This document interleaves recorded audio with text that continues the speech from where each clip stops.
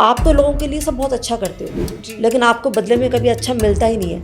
तो कुछ तो कारण रहा होगा पास्ट का इसका आपके साथ। आपको बताती हूँ, एक लेडी है मेरी कनाडा से, उसके जो हस्बैंड है उसका मल्टीपल फीमेल के साथ अफेयर है। अच्छा। उसको शादी के 5 साल बाद ये चीज़ पता चली। तो पहले उसको लगा कि शायद हस्बैंड का नेचर ऐसा होगा। ओके। लेकिन जब एक दिन वो बीमार थी, अगर हमें अपनी माइंड की लैंग्वेज को समझना आ गया कि माइंड हमें कब क्या कह रहा है, तो शायद हमारे लिए लाइफ बहुत इजी हो जाएगी। मेरे पास ऐसे एक नहीं कितने ऐसे क्लाइंट्स हैं जो मेडिसिन साथ में लेके चलते हैं और अब वो कहते हैं मैम 2 साल 5 साल 10 साल हो चुके हैं, मेडिसिन ने तो कुछ काम नहीं, अब मेडिसिन काम ही नहीं करती हमारे ऊपर। अभी रिसेंटली मेरे पास एक केस चल रहा है, एक लेडी, उसका 6 साल का बच्चा है। उस लेडी को इस तरह से OCD है, उसको इतनी OCD है कि वो अपने बच्चे को हक तक नहीं कर सकती। वो रोती है कि मैं अपने बच्चे को गले ही नहीं लगा पाती हूँ, उसको अपनी गोद में नहीं बिठा पाती हूँ। क्या होता है कि उसको लगता है कि बच्चा गंदा है, मेरे पास बैठेगा तो फिर से मुझे पूरा क्लीन करना पड़ेगा अपने आप को। अगर आपने एंजाइटी को कंट्रोल कर लिया होता तो शायद ये चीज़ें नहीं होती। लेकिन हम NLP और हिप्नोसिस के थ्रू अपने माइंड को प्रोग्राम कर सकते हैं कि वो इनसे फाइट करना सीख जाए, इन्हें कंट्रोल करना सीख जाए। एक आदमी रोज़ दिन में सोचता है कि घर में बहुत लड़ाई झगड़ा हो चुका, अब से मुझे ड्रिंक नहीं करनी। शाम को 8 बजे फिर वही पहुंच जाता है। हाँ जी। क्योंकि न्यूरोसाइकी में तो फिक्स है ना कि ये तुम तो ऐसा कर ही नहीं सकते। वो फिर आगे आ जाएगी, कॉन्शियस माइंड साइड हो जाएगा। तो मैम आपने NLP के बारे में तो बता दिया, पर जब आप हिप्नोसिस करते हो तो क्या आप माइंड को कंट्रोल करते हो? Just try to open your eyes. क्या हो रहा है? हैवीनेस हो रही है। आप आंखें खोलना चाह रहे हो लेकिन नहीं खोल पा रहे हो, क्योंकि सिमरन इस वक्त एक हिप्नोटिक स्टेट में है और भारी होते चले जा रहे हैं। आप उनको मूव नहीं कर पाओगी। 1 और भारी हो रहे हैं, 2 और ज़्यादा भारी हो रहे हैं एंड 3। पिछली बार जब हमने हिप्नोसिस पे बात की थी तो आपने उस एपिसोड को 17,000 प्लस व्यूज़ में पहुंचा दिया। इसका मतलब क्लियर है कि ऑडियंस जवाब ढूंढ रही है, मोटिवेशन नहीं। आज हमारे साथ फिर से निधि खेड़ा मैम हैं, जो कि एक NLP coach, mind healer, hypnotherapist and past life expert हैं। आज हम बात करेंगे उन प्रॉब्लम्स की जो दिखाई नहीं देती पर रिलेशनशिप तोड़ देती हैं, कॉन्फिडेंस खा जाती है और इंसान को अपने ही दिमाग में प्रिजनर बना देती है।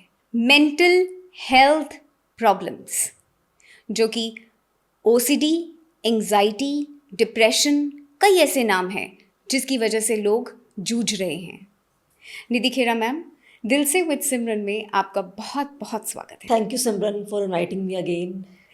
मैम, सबसे पहले आपसे एक सवाल करना चाहते हैं कि आप NLP, hypnosis and past life का डिफरेंस बताएं। सो सिमरन देखिए, NLP कोच, मैं एक NLP कोच हूँ, हिप्नोथेरेपिस्ट हूँ और एक पास्ट लाइफ थेरेपिस्ट हूँ। ओके। तीनों चीज़ों में डिफरेंस क्या है, डिफरेंस है तीनों में, वो मैं आपको बताती हूँ। लेकिन ये तीनों चीज़ें ही हमारी लाइफ से कनेक्टेड है, ठीक है। और इन तीनों का ही बेनिफिट हर पर्सन को लेना चाहिए लाइफ में। ओके। सो पहले हम बात करते हैं NLP की। ओके। NLP का फुल फॉर्म है neuro linguistic programming. Okay. Means कि हमारे माइंड में न्यूरॉन्स होते हैं and we have almost 80 billions neurons in our mind. Okay. ये इतने हैं कि हम इसे काउंट नहीं कर सकते। तो आप सोचिए, एक आदमी के माइंड में 80 बिलियंस न्यूरॉन्स हैं और हमारे एक न्यूरॉन की कैपेसिटी होती है 82 GB। ओके। यानी जितनी मेमोरी एक 82 GB के मेमोरी कार्ड में होती है, इतनी मेमोरी हमारे एक न्यूरॉन की है। ओके। सो अब इतना बड़ा एक मेमोरी सेंटर हमारे पास है। तो इसका N हमारा स्टैंड करता है न्यूरॉन्स पे, जो हमारे न्यूरॉन्स हैं। और न्यूरॉन्स एक दूसरे के साथ कनेक्टेड होते हैं। इनकी अपनी एक लैंग्वेज होती है, ओके। जो जिस लैंग्वेज के थ्रू हम अपनी लाइफ में आगे बढ़ते हैं। और ये न्यूरॉन्स अपने आप कुछ भी नहीं करते, जो भी कमांड इन न्यूरॉन्स को दी जाती है उसको ये फॉलो करते हैं, उसके अकॉर्डिंग हम काम करते हैं। ओके। और अगर हमें अपने न्यूरॉन्स की लैंग्वेज को समझना आ जाए तो हम अपनी लाइफ को अपने अकॉर्डिंग कैसे भी फोल्ड कर सकते हैं, अनफोल्ड कर सकते हैं, उसको रिवायर रिप्रोग्राम कर सकते हैं। ओके। एंड L हमारा स्टैंड करता है लैंग्वेज पे। अच्छा। जैसे हमारी अपनी एक लैंग्वेज है, आपकी एक लैंग्वेज है, हमारे माइंड की भी एक लैंग्वेज है। राइट। तो जो अगर हमें अपनी माइंड की लैंग्वेज को समझना आ गया कि माइंड हमें कब क्या कह रहा है, तो शायद हमारे लिए लाइफ बहुत इजी हो जाएगी। ओके। क्योंकि बहुत बार माइंड कुछ और कहता है और हमें पता भी नहीं चलता। Absolutely. And P for programming. हम सब ने, आपने, मैंने, सब ने अपनी लाइफ में एक प्रोग्रामिंग की हुई है जी। कि मुझे ये करना है, वो करना है, और अब हम लाइफ में उस प्रोग्रामिंग के तहत ही आगे बढ़ रहे हैं। बिल्कुल। अगर प्रोग्रामिंग ठीक है तब तो बहुत बढ़िया है। अगर आपकी प्रोग्रामिंग बहुत अच्छी चल रही है जैसा आपने सोचा है, तब तो आपको इस पॉडकास्ट की भी कोई ज़रूरत नहीं है। लेकिन अगर कहीं वो प्रोग्रामिंग खराब हो गई तो यहाँ से आपकी लाइफ एक यू टर्न ले लेती है। ओके। तो अपनी लाइफ को हमने कैसे प्रोग्राम करना है, न्यूरॉन्स को कैसे रीप्रोग्राम करना है, ये काम करती है एनएलपी। ओके। फिर बात आती है हिप्नोथेरेपी की, हिप्नोसिस। हाँ जी। हिप्नोसिस और एनएलपी का ऑलमोस्ट सेम चीज़ें रहती हैं। हिप्नोथेरेपी एक ट्रांस में लेवल में जाके हम करते हैं। ओके। जैसे कि हमने लास्ट टाइम इस पे पॉडकास्ट किया था। तो यानी कि जब आप हिप्नोसिस में हो तब आप फुली फोकस्ड हो हाँ जी। एक चीज़ के ऊपर, और जब आपका माइंड कहीं भी फुली फोकस्ड होता है यू आर हिप्नोटाइज्ड ओके। उस मोमेंट पे। जी। और जब आप हिप्नोटाइज्ड हो उस टाइम पे आपका जो कॉन्शियस माइंड है वो शांत हो जाता है, बैठ जाता है वो, और सबकॉन्शियस फ्रंट सीट पे आ जाता है। ओके। अब उस टाइम पे आप माइंड को जो भी कमांड दोगे, आपका सबकॉन्शियस उस कमांड को एक्सेस करेगा और वो उसी को फॉलो करेगा। All right. यस। एंड फिर आता है हमारा पास्ट लाइफ। तो जैसा मैंने कहा, आई am a past life therapist. Past life का हिंदी में हम जानेंगे तो पूर्व जन्म। ओके। हम सब ही जानते हैं आज जो भी कुछ हमारी लाइफ में चल रहा है कहीं ना कहीं वो हमारे पास्ट के साथ कनेक्टेड है। राइट। और हम इससे हम डिनाई नहीं कर सकते कि हर चीज़ हमारे कर्मों के साथ कनेक्टेड है। एक ही घर में रहने वाले दो बच्चों की लाइफ बिल्कुल डिफरेंट है। राइट। वो एक ही घर में पले बढ़े, एक जैसा खाने को पहनने को मिला, सब कुछ सेम संस्कार मिले, उसके बावजूद भी बिल्कुल उनकी सोच, उनके कर्मास और उनकी एक्टिविटीज़ बिल्कुल डिफरेंट होती है। बिल्कुल। एक ही घर की दो बेटियों की शादी में पेरेंट्स सेम पैसा लगाते हैं, सेम परवरिश की है, उनके पेरेंट्स की इंटेंशन भी सेम है बच्चों के लिए अपने, लेकिन एक को ऐसा घर मिलता है और एक को बिल्कुल डिफरेंट, ज़मीन आसमान का। तो ये सब क्या है, ये हमारे कर्मास हैं। ओके। तो पास्ट लाइफ थेरेपी को हम कब यूज़ करते हैं, जब हमारी लाइफ में कुछ ऐसा चल रहा है कि हम सब कुछ कर चुके ओके। और अब कोई चीज़ काम नहीं कर रही हमारे लिए। तब बात आती है कि कहीं ना कहीं हमारे कर्मों से कनेक्टेड है ये। राइट। तो ऐसे में फिर मैं लोगों को उनके पास्ट लाइफ में लेके जाती हूँ, जंप कराती हूँ पास्ट लाइफ में, ताकि उनके क्या वो कार्मिक पैटर्न है हम उनको जान सके, उसका रूट कॉज जान सके। यानी आप ये कहते हो मैंने तो कभी कुछ बुरा किया नहीं किसी का, राइट। फिर मेरी लाइफ में ऐसा क्यों हो रहा है। बिल्कुल। तो उसके लिए हम पास्ट लाइफ थेरेपी करते हैं। ओके। और उसमें जाने के बाद अपना रूट कॉज आप देखते हैं। रूट कॉज देख के वहाँ से आप उसका कॉर्ड कटिंग करते हैं कि आपने किसी के साथ कुछ बुरा किया है, या अपनी वाइफ के संग रिश्ता खराब है, बच्चे के संग रिश्ता खराब है। आप तो लोगों के लिए सब बहुत अच्छा करते हो, लेकिन आपको बदले में कभी अच्छा मिलता ही नहीं है। तो कुछ तो कारण रहा होगा पास्ट का इसका आपके साथ। Absolutely. तो और भी बहुत सारी चीज़ें हैं जी। शादी नहीं हो पा रही है, किसी का बच्चा नहीं हुआ, किसी का बच्चे हुए, किसी का कोई कहता है मेरा बेटा ने 28 ईयर्स में सुसाइड कर लिया। तो ऐसा क्या, मैंने ऐसा क्या किया था पास्ट में जो आज मुझे ये दुख झेलना पड़ा। जी। तो ये सब चीज़ें बहुत बड़े बड़े इश्यूज होते हैं, छोटे भी होते हैं कि मेरे लाइफ में हमेशा ब्रेकअप होते रहते हैं, मुझे कभी कोई सुटेबल पार्टनर नहीं मिलता, बहुत सारी चीज़ें हैं। तो उसके लिए हम पास्ट लाइफ थेरेपी करते हैं। ओके। और अगर रूट कॉज जान लेते हैं उसके बाद उसका कॉर्ड कटिंग करते हैं। कॉर्ड कटिंग के बाद उनको उनका फ्यूचर भी दिखाते हैं। क्योंकि पास्ट में जब आप एक जंप कर गए तो आपकी जो चेतना है ना हमारी, तो हमारी चेतना कभी भी कहीं भी चले जाती है जी। और सब कुछ कहाँ है, हमारे सबकॉन्शियस माइंड के पास है। बिल्कुल। तो आप अपना फ्यूचर भी उसमें देखते हो उसके बाद कि आने वाला फ्यूचर आपका कैसा है, आने वाले 2 साल, 5 साल, 10 साल, 20 साल, सब चीज़ें। और पास्ट में हम चेक करते हैं कि आपकी लाइफ में आज जो लोग आपके साथ हैं उनका आपके पास्ट से क्या कनेक्शन रहा है। कभी कभी क्या होता है, आपका हस्बैंड आपका भाई होता है, आपका बाप होता है। बिल्कुल। क्योंकि सोल तो हमारे से बॉडी बदलती है, सोल तो वही हमारे पास घूम फिर के वही आती है जी। क्योंकि हमारे कर्मा तो वहाँ कनेक्टेड है। तो वो चीज़ें हम उसमें देखते हैं, चेक करते हैं। और अब पास्ट लाइफ ना ये होता है कि आपने फ्यूचर देख लिया, अब फिर आ गए हमारे कर्मा। अगर लगता है कुछ सब कुछ ठीक है तो बढ़िया है, लगता है कहीं कुछ गड़बड़ है तो अब आप उसकी रेमेडीज़ भी हम फ्यूचर में चेक करते हैं कि रेमेडीज़ क्या होगी। ओके। तो this is a past life therapy. और मैं कहती हूँ लाइफ में हर किसी को एक बार ये थेरेपी ज़रूर करनी चाहिए। मैम, जैसे फर्स्ट एपिसोड में हमने हिप्नोसिस पे बातचीत करी थी, उसके बेसिस पे हमारे पास इतनी क्वेरीज आई हैं ऑडियंस की, जिनमें उन्होंने ये पूछा है कि एनएलपी कोचिंग हिप्नोसिस हमारी मेंटल हेल्थ प्रॉब्लम्स को कैसे सही कर सकता है। देखिए, एनएलपी हिप्नोसिस ही हमारी मेंटल हेल्थ की प्रॉब्लम्स को ठीक कर सकता है। ओके।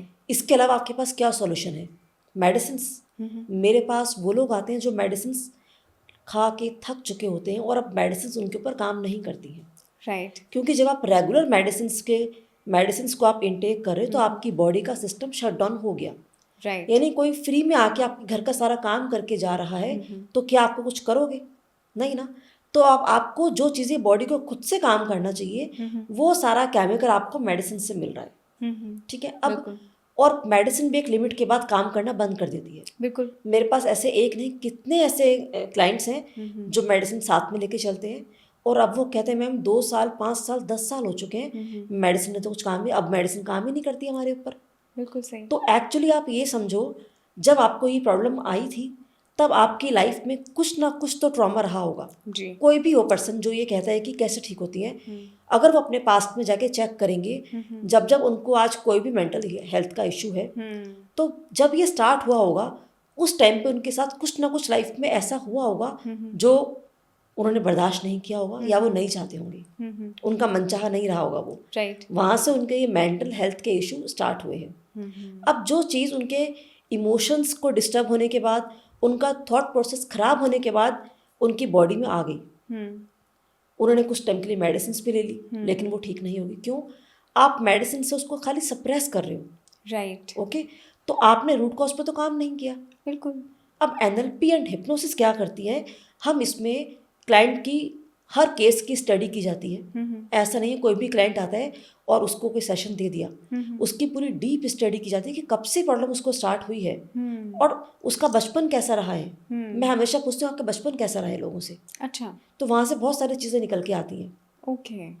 तो उनकी पूरी केस स्टडी के बाद उनके ऊपर किसी भी थेरेपी को अप्लाई किया जाता है। अब ये ठीक है, इनसे कैसे हम ठीक हो सकते हैं?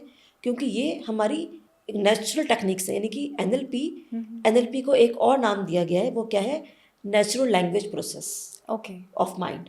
ओके। और hypnosis is a natural phenomena of mind. Okay. हम लोग, मैंने बताया था पहले भी कि हम लोग हमेशा एक हिप्नोटिक स्टेट में रहते हैं। बिल्कुल। तो जब हम किसी भी हिप्नोटिक स्टेट में होते हैं उस टाइम पे माइंड को हम जो सजेशन देंगे माइंड उसको फॉलो करेगा। बिल्कुल करेगा। अब यही काम हमारे लिए एनएलपी करती है। ठीक है। अब देखिए जब यहाँ पे मेंटल हेल्थ के लिए लोग पूछते हैं तो यहाँ पे सबसे पहले क्या प्रॉब्लम आती है उनको? एंजाइटी। सबसे पहले एंजाइटी आती है। सबसे ग्रोइंग प्रॉब्लम ही एंजाइटी है। एग्जैक्टली। तो इसका कैसे इलाज किया जाए? देखो, सबसे पहले आपको ना ये पता होना चाहिए एंजाइटी है क्या और आपको उसके सिम्टम मालूम होने चाहिए। एब्सोल्युटली। अगर भाई पहले आप किसी को आइडेंटिफाई तो कर लो है कौन, है क्या चीज़। अगर आपने उसको आइडेंटिफाई कर लिया तो ही आप उसको ठीक भी कर सकते हो। तो एंजाइटी की जब हम बात करते हैं, एंजाइटी बहुत खतरनाक है। सबसे पहले तो अगर आपने इसे कंट्रोल नहीं करा तो आप सोच भी नहीं सकते ये किस लेवल तक जा सकती है। I understand. मैंने कहीं पढ़ा था कि एंजाइटी ओसीडी को जन्म देती है, ओसीडी डिप्रेशन को जन्म देती है और डिप्रेशन एंजाइटी को जन्म देता है। इसके अंदर भी बहुत सारे लूप हैं, अभी वो अभी हम सब क्लियर करते हैं। जी। तो पहले हम एंजाइटी से शुरू करते हैं। जी। देखिए, एंजाइटी जब भी हमें लगता है कि हमारी लाइफ की स्टोरी हमारे अकॉर्डिंग अनफोल्ड नहीं हो पा रही है, हाँ जी, वहाँ हमें एंजाइटी बनती है। और एंजाइटी का कोई एक रीज़न नहीं है, किसी भी रीज़न से एंजाइटी बनती है। इस वक्त हमारा एनवायरनमेंट ऐसा बन चुका है और बच्चों की ग्रोथ ऐसे हो रही है कि एंजाइटी बहुत फास्ट बन रही है लोगों को। राइट। और एंजाइटी में जो एज ग्रुप आ रहा है आप सुन के हैरान हो जाओगे जी। वो 16 से लेके 14 से लेके 70 ईयर्स तक के सीनियर सिटीजन को एंजाइटी बनती है। इतने छोटे बच्चों को क्या एंजाइटी है? छोटे बच्चों को बहुत, उनकी अपनी एक अलग दुनिया, उनका अलग ट्रॉमा है, उनकी लाइफ के अलग ट्रॉमास चल रहे हैं। तो जब जब एंजाइटी बनती है, हमारे थॉट प्रोसेस जब बहुत हाई चले जाते हैं, हमें एंजाइटी बननी स्टार्ट हो जाती है। जी। अब सिम्टम क्या है एंजाइटी के? मैं आपके सामने कुछ सिम्टम बता रही हूँ और ये ऐसा नहीं कि सब में सेम सिम्टम होंगे, सबके डिफरेंट डिफरेंट होते हैं। अच्छा। कुछ लोग कहते हैं कि मेरी हार्ट बीट बहुत फास्ट हो जाती है। हाँ जी। कुछ लोग कहते हैं मेरे स्टमक में ना कुछ गोल गोल घूमता है, मुझे इंस्टेंटली लूज मोशन लग जाते हैं, ब्लोटिंग होती है, स्टमक होता है। कुछ लोग कहते हैं मैम मेरा सर बहुत तेज तेज घूम रहा है। ओह माय गॉड। कुछ लोग ये बोलते हैं मैम मेरी ना आइज ब्लिंक करती हैं। मेरी एक क्लाइंट ये भी कहती है कि मेरी ज़बान भारी हो रही है, ऐसा लग रहा है कि मुझे लाइट पैरालाइज हो चुका है। होता नहीं है, लेकिन एंजाइटी के जब वो मोड में है उसको लगता है कि मैं पैरालाइज्ड हूँ, मेरी ज़बान भारी हो चुकी है। ओके। कुछ लोग तो आपस में उनके टीथ उनके आपस में टकरा जाते हैं, बिल्कुल क्लचिंग करते हैं वो। कुछ लोग कहते हैं मैम मेरे हाथ पैर एकदम स्टिफ हो जाते हैं। तो मैम ये एंग्जाइटी दिमाग में या शरीर में जाती कहाँ से है? हाँ बिल्कुल बताती हूँ आपको ये भी। और भी हम इसके सिम्टम हैं। लोग ये भी कहते हैं मैम मेरे हाथ पैर बिल्कुल शिवरिंग कर रहे हैं और ऐसा लग रहा है मुझे किसी ने कुछ पकड़ के घुमा रहा है, कोई गोल गोल। मेरा सर वो ऐसे घूम रहा है। अच्छा। मेरे सर के ऊपर किसी ने पत्थर रख दिया। मैम मेरी पूरी बॉडी में ना सुइयाँ चल रही हैं। ओह माय गॉड। मुझे चींटियाँ काटती हैं। ये लोगों के वर्डिंग होते हैं। तो इसका क्या सोल्यूशन देते हैं? और सॉल्यूशन भी बताती हूँ आपको। और लोग ये भी कहते हैं कि वो अपने कि मुझे हार्ट के प्रॉब्लम आ चुकी है और अब वो डॉक्टर के पास जाके अपने हार्ट के सारे टेस्ट भी करा देते हैं। अच्छा। एमआरआई तक करा चुके होते हैं लोग। मेरे पास जब क्लाइंट आता है, मैंने कहा ना मेडिसिन कैसे काम कर क्यों छोड़ना चाहते हैं लोग, अब वो एमआरआई तक पहुंच चुके हैं। ओके। अब जब एमआरआई करा चुके हैं, अब आप सुनिए, जब एक पर्सन अपनी सभी मेडिकल टेस्ट करा चुका है और इवन उसमें एमआरआई भी आ गई, जब अब तो कुछ बचा नहीं उसके पास, ठीक है, नहीं बचा। तो जब सब कुछ आ गया, अब उसकी मेडिकल रिपोर्ट उसके हाथ में है। हाँ जी। और वो एकदम परफेक्ट है। अब डॉक्टर उसे क्या बोलते हैं, अब आपको एंजाइटी है, स्ट्रेस थोड़ा कम लो, खुश रहो, और कुछ वो उसको एंजाइटी की पिल्स दे देते हैं। राइट। अब उसको क्योंकि उसे आराम चाहिए, एंजाइटी उसे किसी लायक ही नहीं छोड़ती है बिल्कुल भी। वो जब जिसको भी एंजाइटी है उसकी लाइफ को उसकी एंजाइटी चलाती है। उसका कंट्रोल अपनी लाइफ पे नहीं होता, उसका सारा कंट्रोल अब एंजाइटी के हाथ में हो जाता है। ओके। उसकी क्रिएटिविटी, उसके स्किल्स, उसका जॉब, उसका बिजनेस, उसका रिलेशन, सब चीज़ें एंजाइटी के कारण डिस्ट्रॉय हो जाती हैं। एब्सोल्युटली, ये देखा है मैंने भी। हाँ। अब ये बॉडी में कैसे आती है, तो बॉडी में कैसे ये हो गया इसका सिम्टम। अब बॉडी में कैसे आती है, देखो पहले हमारे पास थॉट्स आते हैं, नेगेटिव थॉट्स आते हैं। इसके नेगेटिव भी मैं नहीं कहूँगी उन थॉट्स को, वो हमारे अपने जो भी कुछ लाइफ में चल रहा है उस टॉपिक से रिलेटेड या वो जो भी इवेंट है उससे कनेक्टेड वो थॉट्स हमारे पास आ जाते हैं। ओके। अब जब वो थॉट्स हमारे पास आ रहे हैं, अब या तो आप इतने स्ट्रांग हो, मैं हमेशा ये बोलती हूँ कि आपने, और लोग होते हैं अक्सर ऐसे, कितने होते हैं कि आपके पास थॉट्स आए, थॉट्स हमारे माइंड में आते हैं पहले और आपने उनको यहीं से रफा दफा कर दिया। अच्छा। लेकिन अगर आपके अंदर वो पावर नहीं है, आप ऐसा नहीं कर पाते अच्छा। भाई, तो वो थॉट्स अब आपके माइंड से आपकी बॉडी में ट्रेवल कर जाएंगे। ओके। अब बॉडी में वो कहाँ ट्रेवल करेंगे, आपका ये इससे crown chakra, I am a healer, तो this is our crown chakra. Right. तो आपके क्राउन चक्रा में, आपके थर्ड आई में, आपके थ्रोट चक्रा पे, आपके हार्ट चक्रा पे, आपका लीवर, आपका स्टमक, आपका सोलर प्लेक्सिस, आपका रूट चक्रा यानी आपके स्टमक में, अपर एब्डोमेन, लोअर एब्डोमेन, आपकी थाइज में, आपके स्पाइन में, आपकी बोन्स में। अगर मैंने कुछ मिस कर दिया तो आप उसको भी ऐड ऑन कर लो। अब हर जगह, हर मोमेंट पे, बॉडी के हर पार्ट पे जाके वो थॉट्स अपना अटैक करेंगे।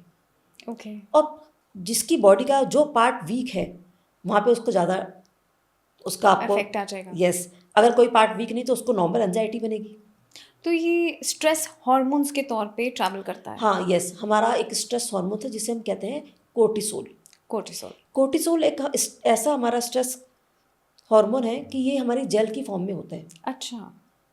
और ये निकलना बॉडी से अच्छी बात है, ऐसा नहीं है, ये जेल की फॉर्म में होता है। हमारे यहाँ पेनक्रियास के पास हमारी 2 ग्लैंड्स होती हैं जिनका नाम है एड्रेनल ग्लैंड्स। काफ़ी लोगों ने, जिन्होंने साइंस पढ़ी है वो जानते भी होंगे। तो अब ये ग्लैंड क्या करती है, यहाँ पे हमारा कोर्टिसोल जब भी हम स्ट्रेस में होते हैं हमारी बॉडी एक फाइट एंड फ्लाइट मोड में चले जाती है। ओके। यानी आपके सामने टाइगर आ गया, लड़ो और अपनी जान बचाओ, भागो और अपनी जान बचाओ, कुछ ना कुछ करो। और फाइट एंड फ्लाइट मोड हमारी बॉडी का एक बहुत ही पॉजिटिव जोन है। ओके। यानी हमारी बॉडी हमें खुद बोल रही कि तुम्हें इस टाइम पे तुम स्ट्रेस में कुछ करो, लेकिन हम कुछ भी नहीं करते, हम तो उसी स्ट्रेस में बैठे रहते हैं। राइट। और अब ये फ्लाइट मोड हमारी बॉडी में ऑन रहता है हर वक्त। अब हम एक फाइट मोड में हैं, यानी हर वक्त आपके सब पे खतरे की घंटी चल रही है, तो क्या आप लाइफ में कुछ कर पाओगे? नहीं। तो अब आप फाइट एंड फ्लाइट मोड के अंदर और आपकी बॉडी से कोर्टिसोल निकल रहा है। अच्छा। कोर्टिसोल जेल की फॉर्म में होता है, हमारी एड्रेनल ग्लैंड होती है, वहाँ से कोर्टिसोल निकलता है ये। और इसका एक नेचर है कि आप कुछ भी खाते हो ये आपके खाने को इस तरह से मेटाबोलाइज करता है कि उसको फैट में कन्वर्ट करता है। अच्छा। तो सबसे पहले आपका टमी एरिया बाहर आना शुरू होता है।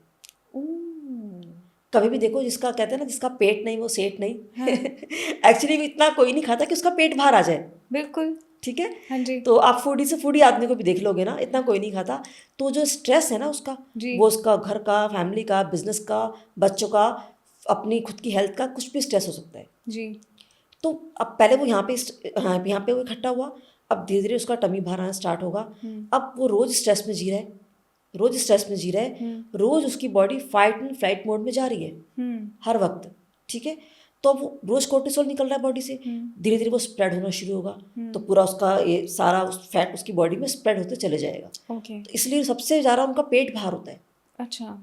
उसके बाद वो सारे, क्योंकि पहले वो स्टमक पे आता है, फिर वो जब स्टमक पूरा भर गया जितना हो सकता है, फिर वो पूरी बॉडी में स्प्रेड होता है। ओह माय गॉड। इसलिए लोग अक्सर जो बहुत फैटी हैं जिम ज्वाइन करते हैं फॉर 3 मंथ, और 3 मंथ में वो स्लिम होके बाहर आ जाते हैं। जी। आफ्टर 3 मंथ सेम वहीं पहुंच जाते हैं वो। तो ये एंजाइटी की वजह से होता है, स्ट्रेस लेवल हाई स्ट्रेस होता है, इस जो वजह से ये होता है। कोर्टिसोल के कारण है उनका। लेकिन कॉर्टिसोल तो आपने कहा ना एंजाइटी की वजह से ही एंजाइटी और होता स्ट्रेस है। के कारण उनका कोर्टिसोल है। अब उन्होंने जिम तो ज्वाइन कर लिया, रूट कॉज पे काम नहीं करा। अगर वो रूट कॉज पे काम करते, उनकी बॉडी का मेटाबॉलिक सिस्टम एकदम कंट्रोल में रहता, वो अपने आप ही उनकी बॉडी वेट घटाती, वो अपने आप ही वेट में रहती। एब्सोल्युटली। तो उनको ये नहीं पता। अब यहाँ पे एनएलपी हमारे लिए काम करती है। अब इस कोर्टिसोल को बैलेंस करने के लिए या तो आप मेडिसिन ले लो। हाँ जी। अब बहुत लोग खा चुके हैं, मेडिसिन नहीं काम करती। मैं ये नहीं कहूँगी बिल्कुल, कभी कभी मेडिसिन की हेल्प लेनी पड़ जाती है, हाँ जी। ठीक है ना। बट एक लिमिट के बाद हमें लगता है कि नहीं, ये बहुत हो गया। हर कोई चाहता है कि मुझे नहीं चाहिए, हर कोई ये चाहता है। तो बॉडी का जो नेचुरल सिस्टम है, हम उसकी बात कर रहे हैं यहाँ पे। राइट। तो वो हम अपने माइंड को रीप्रोग्राम करके हम कर सकते हैं। वहाँ पे एनएलपी हमारे लिए काम करती है कि कैसे अपने माइंड को हमें रिप्रोग्राम करना है, माइंड के जो न्यूरॉन्स हैं उनको हम कैसे प्रोग्राम करें कि जो हमारे पास एंजाइटी के पैटर्न पड़े हुए हैं उनको वहाँ से रिमूव कर सके और न्यू पैटर्न को रिप्लेस कर सके। ओके। अब बात आती है कि जब एंजाइटी तो बन गई बॉडी में, और मैंने कहा कि हमारी fight and flight mode body में चल रहा है, तो इसको थोड़ा सा और समझ लेते हैं, हमारे ऑडियंस के लिए इजी रहेगा जिन लोगों ने क्वेश्चन करा है आपसे। कि देखो, अगर आप खुद सोचो कि आप एक घर में आप रहते हो, हाँ जी। और अचानक से आज किसी के घर में कुछ कहीं से कुछ ऐसे टेररिस्ट ने आके अटैक कर दिया, अच्छा। ठीक है। तो क्या अब आप अपने जो नॉर्मल एक्टिविटीज़ उस पर काम कर पाओगे? बिल्कुल भी नहीं। आपका फोकस कहाँ गया कि पहले वो टेररिस्ट चले जाएं, क्योंकि आपका फोकस तो वहीं चला गया, मुझे अपनी जान बचानी है। हाँ जी। लेकिन अब आपको ये पता चल गया वो टेररिस्ट लास्ट अपने नेक्स्ट 2 मंथ तक आपके घर के बाहर ही खड़े रहे हैं। सपोज वो नहीं जा रहे यहाँ से, अब आप हर वक्त उनके साए में जी रहे हो, डर के साए में आप जी रहे हो, तो क्या आप कुछ और कर पाओगे? नहीं। सेम चीज़ हमारे साथ होगी। जब हम स्ट्रेस में हैं, एंजाइटी में हैं, डिप्रेशन हमें बन रहा है, उस वक्त हमारी बॉडी, हमारी सारे जितने भी more than 200 process are working in our body, जिसमें हमारा लीवर, हमारी किडनी, सब चीज़ें काम करती हैं, हमारा ब्लड रोटेशन अपने आप चलता है, खाना अपने आप डाइजेशन करता है खाने को बॉडी। तो ये सब चीज़ें हम कैसे अपने स्किल्स को यूज़ करें, हम कैसे अपने आप को ग्रो करें, सेल्फ स्टडी कैसे करें, अपना बिजनेस कैसे ग्रो करें, अपनी सेल्फ केयर कैसे करें, बच्चों की परवरिश कैसे करें, ये सब चीज़ें हम कब करते हैं? जब हम रिलैक्स होते हैं, राइट, एक कंफर्ट जोन में होते हैं। अब हम आ चुके हैं फाइट एंड फ्लाइट मोड में जी। अब बॉडी की सारी एनर्जी कहाँ चलेगी? आपको सेव करने में, कि पहले अपनी जान बचानी है मुझे। बिल्कुल भी अगर आपके घर के बाहर टेररिस्ट खड़े, आपके पास कॉल आएगा कि सिमरन आज एक पॉडकास्ट करते हैं क्या आप करोगे? बिल्कुल भी नहीं। एग्जैक्टली यही चीज़ है, जान तो बच जाए पहले जान है तो जहान है। तो आपकी सारी एनर्जी अपने आप को बचाने में लग गई जी, तो आपके बाकी सब चीज़ें से आप कट आउट हो गए। राइट। तो इसलिए जब हम एंजाइटी में होते हैं हम कुछ नहीं कर पाते। क्वाइट नेचुरल, हम सिचुएशन के हिसाब से ही चलते हैं। एग्जैक्टली बॉडी हमेशा सर्वाइवल मोड में आ जाती है। बॉडी उस टाइम पे चाहती है कुछ ऐसा हो जाए कि मुझे रिलीफ मिल जाए कहीं से। बट इंसान को पता कैसे लगता है कि एंजाइटी उसकी बॉडी में आ रही है? उसे क्या अर्ली साइंस से पता लग जाना चाहिए कि उसकी बॉडी को हिट कर दिया है एंजाइटी ने? देखो, अर्ली साइंस ये होते हैं कि उसे अचानक से घबराहट, बेचैनी होगी। जो सपोज मेरा नेचर है कि मुझे कोई कुछ भी बताता है मैं उसमें कूल रहती हूँ। हाँ एक जो भी मेरा एक नेचर है। बिल्कुल। अगर अब मुझे एंजाइटी बढ़ रही, मैं छोटी छोटी बातों में एकदम से हाइपर हो जाऊंगी, या मैं डर जाऊंगी, घबरा जाऊंगी कि ये क्या हो गया। और चीज़ों को जैसे मैं पहले हैंडल कर पा रही थी, मैं वैसे हैंडल नहीं कर पाऊंगी। लोग क्लाइंट मुझे खुद बताते हैं कि अब मुझे लोगों से बात करने में डर लग रहा है। मैं पहले मैं लोगों से कितना अच्छे से मैं पब्लिक स्पीकिंग किया करता था, अब मैं नहीं कर पाता हूँ। ओके। उनके अंदर लोगों से बात करने की जो पावर है वो ख़त्म हो जाएगी, वो लोगों को फेस करना छोड़ देंगे, ये सिम्टम उनके अंदर आ जाएंगे, उनकी जो क्रिएटिविटी है वो किल हो जाएगी बिल्कुल। क्योंकि हर वक्त उनके पास एनजाइटी रहेगी। वो कहते हैं, क्लाइंट्स मुझे कहते हैं, मैम एनजाइटी के कारण मैं कुछ भी नहीं कर पा रही हूँ। ओके। मैम इतनी एनजाइटी बनती है ना कि आज मेरी प्रेजेंटेशन थी, मुझे स्वेटिंग आ गई, मैं छोड़ के चला गया, मुझे बीच में से क्विट करना पड़ा, लोग ये बोलते हैं। बट इसका मेन कॉज क्या है? एंजाइटी होती ही क्यों है? देखो, मैंने जब लाइफ की जब हमारे अकॉर्डिंग कुछ नहीं चल रहा तब हमें एनजाइटी बन जाती है जी। देखो, या फिर हमारे पास कोई ऐसा, देखो कुछ सिम्टम है इसके, कुछ रीजंस में आपके साथ जो है जेन्युइन है और बहुत कॉमन है वो। हालांकि इसके कोई एक रीज़न नहीं है इस एनजाइटी का, क्योंकि सबकी अलग अलग लाइफ की स्टोरी है और सबके डिफरेंट रीज़न है। राइट। अक्सर क्या होता है, जब कोई अपना हमसे दूर हो जाता है, सपोज ब्रेकअप हो गया या कोई आपकी ज़िंदगी से चला गया, तब एनजाइटी बनती है। किसी ने कोई बहुत बड़ा नुकसान अपनी लाइफ में कर दिया है, बहुत बड़ा बिजनेस था, सब खत्म हो गया, वहाँ से उसे एनजाइटी बन जाती है। कोई किसी को बहुत कोई सीवियर डिसीज़ हो गई है और वो उससे बाहर तो आ गया, या वो डिसीज़ चल रही है तो उसे एनजाइटी बनती है। आपका बिजनेस खराब हो गया, आपके पास आप कुछ लाइफ में करना चाहते हो, आप नहीं कर पा रहे हो, आपके पास जॉब नहीं है तो एनजाइटी बन जाती है। आप लोगों से अच्छे से बात नहीं कर पाए आज तो आपको एनजाइटी बन गई। आपका बच्चा, छोटी छोटी बातें हैं कि बच्चे ने स्कूल में अच्छा परफॉर्म नहीं करा तो एनजाइटी बन गई।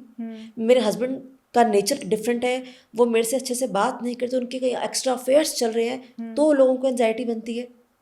तो बहुत सारे सिम्टम है, सबकी लाइफ की अलग स्टोरीज है और सबके डिफरेंट डिफरेंट सिम्टम होते हैं एनजाइटी के। इस एंजाइटी से क्या कोई बड़ी डिजीज़ भी हो सकती है? देखो, बिल्कुल क्यों नहीं हो सकती। मैंने कहा ना कि अब देखो क्या हुआ, एनजाइटी बन गई बॉडी के अंदर।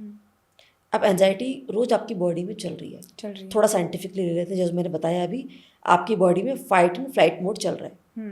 अब जब आपकी बॉडी में regular fight and flight mode चल रहा है तो वहाँ पे क्या होगा, आपकी बॉडी में रोज स्ट्रेस आ रहा है, रोज स्ट्रेस की फीलिंग्स आप फील कर रहे, रोज कोर्टिसोल बॉडी से निकल रहा है। आप कुछ भी नहीं कर रहे। अब क्या होगा, हमने अपने 5th क्लास में ये तो पढ़ा था कि हमारी बॉडी में एक्स्ट्रा एनर्जी होती है, जिसे हम सेव करके रखते हैं कि अगर हमें किसी ऑब्जेक्ट के ऊपर अपनी एनर्जी को यूज़ करना हो तो वो अभी भी हमारे साथ बॉडी काम करती है। अब जब हम फाइट एंड फ्लाइट मोड में आते हैं, ये कुदरत का बहुत अच्छा मोड है हमारे पास एक, तो बॉडी, ये माइंड ये मानता है या कुदरत ये मानती है कि अब ये फाइट फ्लाइट मोड में आ चुका पर्सन, अब इसको एनर्जी चाहिए। तो वो जो हमारी एक्स्ट्रा एनर्जी हमारी बॉडी में है ना, जो भी एक्स्ट्रा ग्लूकोज है हमारा इम्यून सिस्टम उसको हमारे ब्लड में फ्लो करा देता है। अच्छा। कि खतरा आ गया, तुम लड़ो और भागो, कुछ करो, फाइट करो या फ्लाइट करो। लेकिन हम कुछ भी नहीं करते। अच्छा। हम रोज स्ट्रेस में जी रहे हैं, बॉडी रोज फ्लाइट और फाइट मोड में जा रही है। अब रोज हमारी बॉडी से ग्लूकोज निकल के हमारी पूरी ब्लड में फ्लो हो रहा है। हाँ। अब ये कुछ ऐसे हो गया कि एक बाउल है, आप रोज उसमें पानी भरते जा रहे हो, वो ओवरफ्लो हो गया है तो नीचे जाएगा। अब हमारी बॉडी, हमारा ग्लूकोज रोज हमारे ब्लड में फ्लो हो रहा है, हम कुछ भी नहीं कर रहे, कितने दिन, महीने, साल हो गए। अब आप डॉक्टर के पास जाओगे, डॉक्टर क्या बोलेगा, आपको डायबिटीज टाइप 2 हो चुकी है। ओह माय गॉड। अब यहाँ से लाइफ में एक और स्ट्रेस, एक और टाइगर आ गया कि उसने आपको, अब उसकी डायबिटीज की पिल दे दी उसने आपको। बिल्कुल। अब आपको लगता है अब तो मैं डायबिटिक हूँ, आपकी और सेल्फ इमेज खराब, एक और स्ट्रेस आपके पास आ गया। ठीक, तो अब क्या ही होगी फिर। बिल्कुल। तो अब आपको लाइफ टाइम के लिए, वो डॉक्टर क्या बोलता है, लाइफ टाइम आपको अब ये मेडिसिन खानी है। फिर आप उस पर आ जाते हो। ये पहला स्टेप है। आगे सुनो, फिर क्या होता है, रोज रोज आप जा रहे हो फाइट एंड फ्लाइट मोड में। तो ऐसे लोग, कल किसी ने मेरे से क्वेश्चन किया कि मैम क्या एंजाइटी से हार्ट अटैक भी होता है? मैंने ना उस पर यूट्यूब पे, उस पर गूगल पे सर्च किया कि एंजाइटी में हमारी आर्टरीज श्रिंक हो जाती हैं क्या, तो क्या मेरी आर्टरीज खराब हो चुकी हैं? अब कुछ लोग गूगल पे बहुत उल्टा सीधा कुछ भी कहीं सर्च कर लेते हैं, जो कि नहीं करना चाहिए, क्योंकि वो किस कॉन्टेक्स्ट में क्या बोल रहा है आपको नहीं पता। अब क्या होता है, अगेन आप फाइट एंड फ्लाइट मोड में हो। हाँ जी। तो अब हमारी जो आर्टरीज है ना, हमारी बॉडी ये मानती है कि भाई खतरा है, इसको एनर्जी चाहिए लड़ने के लिए, तो वो हमारी ब्लड को पूरी बॉडी में फ्लो कराएगा। तो अब जब हम भागते हैं, हमारा हार्ट बीट फास्ट होता है। बिल्कुल। वो क्यों होता है कि ताकि पूरी बॉडी में ब्लड का फ्लो चल रहा है। तो वो हमारी आर्टरीज ऐसे में श्रिंक होना, हमारा सबकॉन्शियस माइंड हमारी आर्टरीज को श्रिंक कर देता है। अच्छा। कि आर्टरीज यानी पंप कराता है, उनको बार बार पंप कराता है, हमारे ब्लड को बार बार ऊपर लेके आता है। राइट। कि हमें लड़ना है, भागना है, लेकिन हम कुछ भी नहीं कर रहे। वो रोज कोर्टिसोल निकल रहा है, रोज हमारी आर्टरीज श्रिंक हो रही, पंप कर रही है, हमें ब्लड फ्लो, हमें एनर्जी दे रही है कि लड़ो भागो, जो भी स्ट्रेस है उससे तुम उसको फेस करो एटलीस्ट। हम कुछ भी नहीं करते हैं। तो ये क्या हो गया कुछ कि आपने कहीं कोई मोटर का स्विच भी ऑन कर दिया, टैप भी ऑन है, और आप उसको बंद करना भूल गए, रोज आर्टरी श्रिंक हो रही है। अब आप डॉक्टर के पास जाओगे तो क्या होगा? अगर मोटर का स्विच वो सब चीज़ें ऑन है, या तो मोटर फूकेगी या शॉर्ट सर्किट होगा। बिल्कुल। अब आप डॉक्टर के पास जाओगे, वो कहेगा आपको हाई बीपी हो चुका है। ओह माय गॉड। तो ये सेकंड स्टेप हो गया हमारा। लेकिन हम तब भी नहीं मानते। और प्रॉब्लम्स क्या होती है हमारी, देखा जाए तो अगर कोई बहुत बड़े टाइगर नहीं है हमारे सामने, हमारी अपनी लाइफ के इश्यूज, हाँ जी, वही हमारी प्रॉब्लम्स है, वही हमारे टाइगर है। ठीक है, अब हम लाइफ में आगे बढ़ते जा रहे हैं, अब हमने बीपी की, इन्हें हम कहते हैं लाइफ स्टाइल डिसीज। अब हम दिन रात एंजाइटी में हैं। एंजाइटी को जब हमने कंट्रोल नहीं करा तो वो डिप्रेशन में कन्वर्ट हो जाती है। अब वो आपकी मसल मेमोरी बन गई। अब आप हर वक्त उस फीलिंग में रहते हो, तो आप एक डिप्रेसिव मोड में रहते हो कि ये क्या हो रहा है मेरे साथ। एब्सोल्युटली। आप डिप्रेशन में आ गए, और जब आप डिप्रेशन में हो तो हमारे माइंड की स्टेट बिल्कुल नेगेटिव, बिल्कुल डिफरेंट हो जाती है। अब आप लोगों से बात करना पसंद नहीं करते हो, अपनी जो एक्टिविटीज़ थी आपने उनको भी छोड़ दिया है, आपने अपने स्किल्स वगैरह सब आपने ख़त्म कर दी, क्योंकि आप डिप्रेशन में आ चुके हो। इवन धीरे धीरे आप अपना जॉब भी क्विट कर देते हो, सब आपके रिश्ते खराब हो जाते हैं, ब्रेकअप्स आपके हो जाते हैं जी। तो जब आप डिप्रेशन में हो, लॉन्ग टाइम तक आप उसमें हो, कोर्टिसोल तो रेगुलर निकल रहा है बॉडी से, ओके। क्योंकि डिप्रेशन में आप आ गए। बिल्कुल। अब लाइफ में हर चीज़ ग्रो करती है। अब जब डिप्रेशन ग्रो कर रहा है तो क्या होगा, वो हमारा जितने भी साइकोसोमेटिक डिसीज़ हैं उन सब में हमारी बॉडी में कन्वर्ट आ जाती हैं वो चीज़ें। ओके। डिप्रेशन को कन्वर्ट नहीं करा तो वो हमारा IBS बन जाता है, जिसे हम कहते हैं इरिटेबल बॉल सिंड्रोम। बहुत खतरनाक बीमारी है। लोग 10-10 साल तक इसमें लगे रहते हैं और पूरा फोकस अपने स्टमक पे लगाते रहते हैं वो इसके अंदर, और जबकि बीमारी हमारे दिमाग की है। और मैं हमेशा कहती हूँ कि आप IBS में अपने स्टमक पे करो फोकस सिर्फ 30%, 70% फोकस अपने माइंड पे लगाओ, जब भी मैं इसकी कोचिंग देती हूँ तो। ऑलराइट। लेकिन लोग हमेशा इसका उल्टा करते हैं, पूरा फोकस खाने पीने पे लगा हुआ रहता है उनका। ठीक है, IBS का आ गया, साथ में OCD भी आ जाती है फिर, ओह my God, obsessive compulsive disorder. यानी अब लोग अपने आप को कहीं भी आना जाना बंद कर देते हैं, एक ही रूम में हो लॉक होके बैठ जाते हैं, एक ही काम को मल्टीपल टाइम्स करते हैं वो लोग, और जब उनके रिलेशन को भी, उनकी लाइफ को भी पूरी तरह से हेल्प बना देती है। अभी रिसेंटली मेरे पास एक केस चल रहा है, एक लेडी, उसका 6 साल का बच्चा है, और आप देखिए एंजाइटी इतनी खतरनाक एक डिसऑर्डर है, इतना मैं कहती हूँ कि ना ये बहुत गंदी है, सबसे गंदा एंजाइटी है कि इसके आगे तो माँ की ममता भी हार मान जाती है। ओह गॉड। उस लेडी को इस तरह से OCD है, उसको इतनी OCD है कि वो अपने बच्चे को हक तक नहीं कर सकती। वो रोती है कि मैं अपने बच्चे को गले ही नहीं लगा पाती हूँ, उसको अपनी गोद में नहीं बिठा पाती हूँ। क्या क्या होता है कि उसको लगता है कि बच्चा गंदा है, मेरे पास बैठेगा तो फिर से मुझे पूरा क्लीन करना पड़ेगा अपने आप को। ओके। वो कहती है मैं अपने बच्चे को, मुझे याद नहीं, मैंने कितने टाइम से उसको नहाते हुए नहीं देखा, उसको मैं खेलते हुए नहीं देखती, उसको मैंने टॉयज से खेलने के लिए मना कर दिया कि टॉयज से नहीं खेलना, क्योंकि सब टॉयज फिर गंदे हो जाएंगे, और बच्चा बस TV देखता है बैठ के आराम से। तो ये एंजाइटी का रिजल्ट था जो जब आपने अपनी एंजाइटी को कंट्रोल नहीं करा, एंजाइटी कन्वर्ट हो गई डिप्रेशन में, IBS, OCD, बहुत सारी चीज़ें हैं, फियर, फोबिया, इसके बीच बहुत सारी चीज़ें आती हैं। एक आता है एगारोफोबिया, कि लोग अपने आप को अपने एक रूम में लॉक कर लेते हैं, कहीं घर से बाहर ही नहीं निकलते, 10-10 साल वैसे निकाल देते हैं लाइफ के, सोचते हैं ब्लैक मैजिक हो गया कुछ। ओके। तो ये सब चीज़ें का रूट कॉज क्या रहा? एंजाइटी। अगर आपने एंजाइटी को कंट्रोल कर लिया होता तो शायद ये चीज़ें नहीं होती। लेकिन हम NLP और हिप्नोसिस के थ्रू अपने माइंड को प्रोग्राम कर सकते हैं कि वो इनसे फाइट करना सीख जाए, इन्हें कंट्रोल करना सीख जाए। यहाँ पे तो अगर किसी के दिल पे चोट लगी हो तो क्या वो डिप्रेशन का मरीज बन सकता है? बिल्कुल बन सकता है। देखिए अच्छा। सिमरन, क्या है कि ना, ऐसा नहीं है कि आपको डिप्रेशन या एंजाइटी सिर्फ आपके जो लाइफ के स्ट्रेस हैं वहीं से आते हैं। जब आपके दिल पे घाव लगा होता है, आपको किसी रिश्ते से आप बहुत परेशान है, किसी रिश्ते ने आपको इतने जख्म दे दिए, वहाँ से भी आपको डिप्रेशन आता है, और वो बहुत खतरनाक होता है फिर।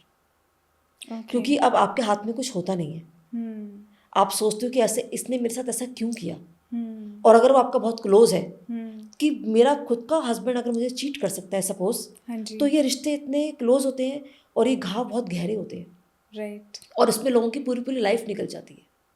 My God. आपको बताती हूँ, एक लेडी है मेरी कनाडा से, उसके जो हस्बैंड है उसका मल्टीपल फीमेल के साथ अफेयर है। अच्छा। उसको शादी के 5 साल बाद ये चीज़ पता चली। तो पहले उसको लगा कि शायद हस्बैंड का नेचर ऐसा होगा, ओके। लेकिन जब एक दिन वो बीमार थी और वो अपने घर में थोड़ी हल्की सी बेहोशी में पड़ी हुई थी, तब उसने अपने हस्बैंड को देखा किसी के साथ वहाँ, और वो भी उसकी फैमिली का कोई पर्सन था, वो लेडी भी उसकी फैमिली की थी कोई, अच्छा। सोचिए। तो वहाँ से वो उसने मुझे बोला कि मेरी पूरी बॉडी एकदम झटका खा गई देखकर, सदमा लग गया मुझे। अच्छा। फिर और उसके बाद उसको मालूम चला कि उसके हस्बैंड का नेचर ही ऐसा है, नेचर ऐसा है कि वो उसको उसको उनको मल्टीपल फीमेल्स चाहिए, ओके। ठीक है। और एक टाइम वो आ गया कि उसके हस्बैंड ने ये बोल दिया कि तुम मुझे मत रोकना, मैं तुम्हारा हस्बैंड हूँ, घर में हूँ, तुम्हारे लिए सब कुछ करूँगा, कर रहा हूँ, लेकिन वो मेरी अपनी लाइफ में, मैं बाहर जो मर्जी करूँ। ये कैसा रिलेशनशिप हुआ जब तो आप अब एक सोचिए, इंसान अब के उसके साथ पास 2 नहीं रह बच्चे सकते? हैं, वो लेडी बहुत परेशान है, 2 बच्चे हैं और बच्चों को छोड़ के कहीं जा नहीं सकती, अच्छा। ठीक है, चल रही है लाइफ। अब वो ये कहती है उसके बाद से मैं चुप हो गई, मैंने कभी किसी से कुछ नहीं कहा। और वो क्या कहती है कि मेरे हस्बैंड की इमेज सब जगह इतनी क्रिस्टल क्लियर इमेज है कि उनके लिए कोई कुछ नहीं बोलता। ओह माय गॉड। आप खुद सोचिए। और उस लेडी को उसके बाद से वो इतना डिप्रेशन में चली गई कि उसने बोला कि अब मेरी पूरी दुनिया हिल चुकी थी, जिस कारण वो अपने बच्चों पे फोकस नहीं कर पाई, अपने ऊपर फोकस नहीं कर पाई। और आज वो 60 साल की है। ये स्टोरी जब वो 60 साल की हो गई तब मुझे सुनाई है उसने, जब मेरे पास वो आई है, जब वो 60 साल की है, ठीक है। और आज उसके 2 बच्चे हैं और दोनों लड़के, एक 35 ईयर्स का है, 36 ईयर्स का है। और आप देखिए, क्योंकि वो औरत खुद पूरी लाइफ डिप्रेशन में रही है, उसकी लाइफ अपने हस्बैंड के आसपास ही घूमती रही, उसके दिल पे इतने घाव थे, वो कहती इतने जख्म है मेरे दिल पे ना कि मैं आपको, मेरे दिल में दर्द होता है। आज ऐसी कोई भी ऐसी डिसीज़ नहीं जो उसको ना हो। फुल बॉडी पेन उसके पास है, अस्थमा उसके पास है, हाई बीपी, डायबिटीज़ और जितनी भी लाइफस्टाइल डिसीज़ हैं, और ये अर्थराइटिस, स्पाइन का पेन, बॉडी पेन, सब चीज़ें उसके पास है। अच्छा। और जिसका कारण बच्चों पे फोकस नहीं करा, और जिसका बड़ा बेटे को सिजोफ्रेनिया हो गया। Oh god. और अब दोनों बच्चे आज कुछ नहीं करते क्योंकि उन्होंने फादर मदर को देखा इस तरह से, अपने फादर की इमेज उनके पास ऐसी आ गई कि वो भी शादी नहीं कर रहे हैं। और अब वो परेशान है कि लाइफ में करूं क्या मैं अब। तो कभी कभी चीज़ें हाथ से बहुत आगे निकल जाती हैं। और मैं ये कहती हूँ, जब आपको लगता है कुछ गड़बड़ है, उसी वक्त एक्शन ले लेना चाहिए, एब्सोल्युटली। क्योंकि ऐसा ना हो कि बहुत देर हो जाए। तो ये चीज़ें लाइफ में इस तरह से हमको लेके आ जाती हैं। ओके। तो फिर हम लोगों की केस स्टडी की जाती है पूरी। ये आपको मैं उसका केस स्टडी बता रही हूँ आपको मैं उसका। अच्छा। तो इस तरह से चीज़ें निकल के सामने आती हैं। ओके। तो इसलिए इन सब का रूट कॉज हमारे पास होता है एंजाइटी।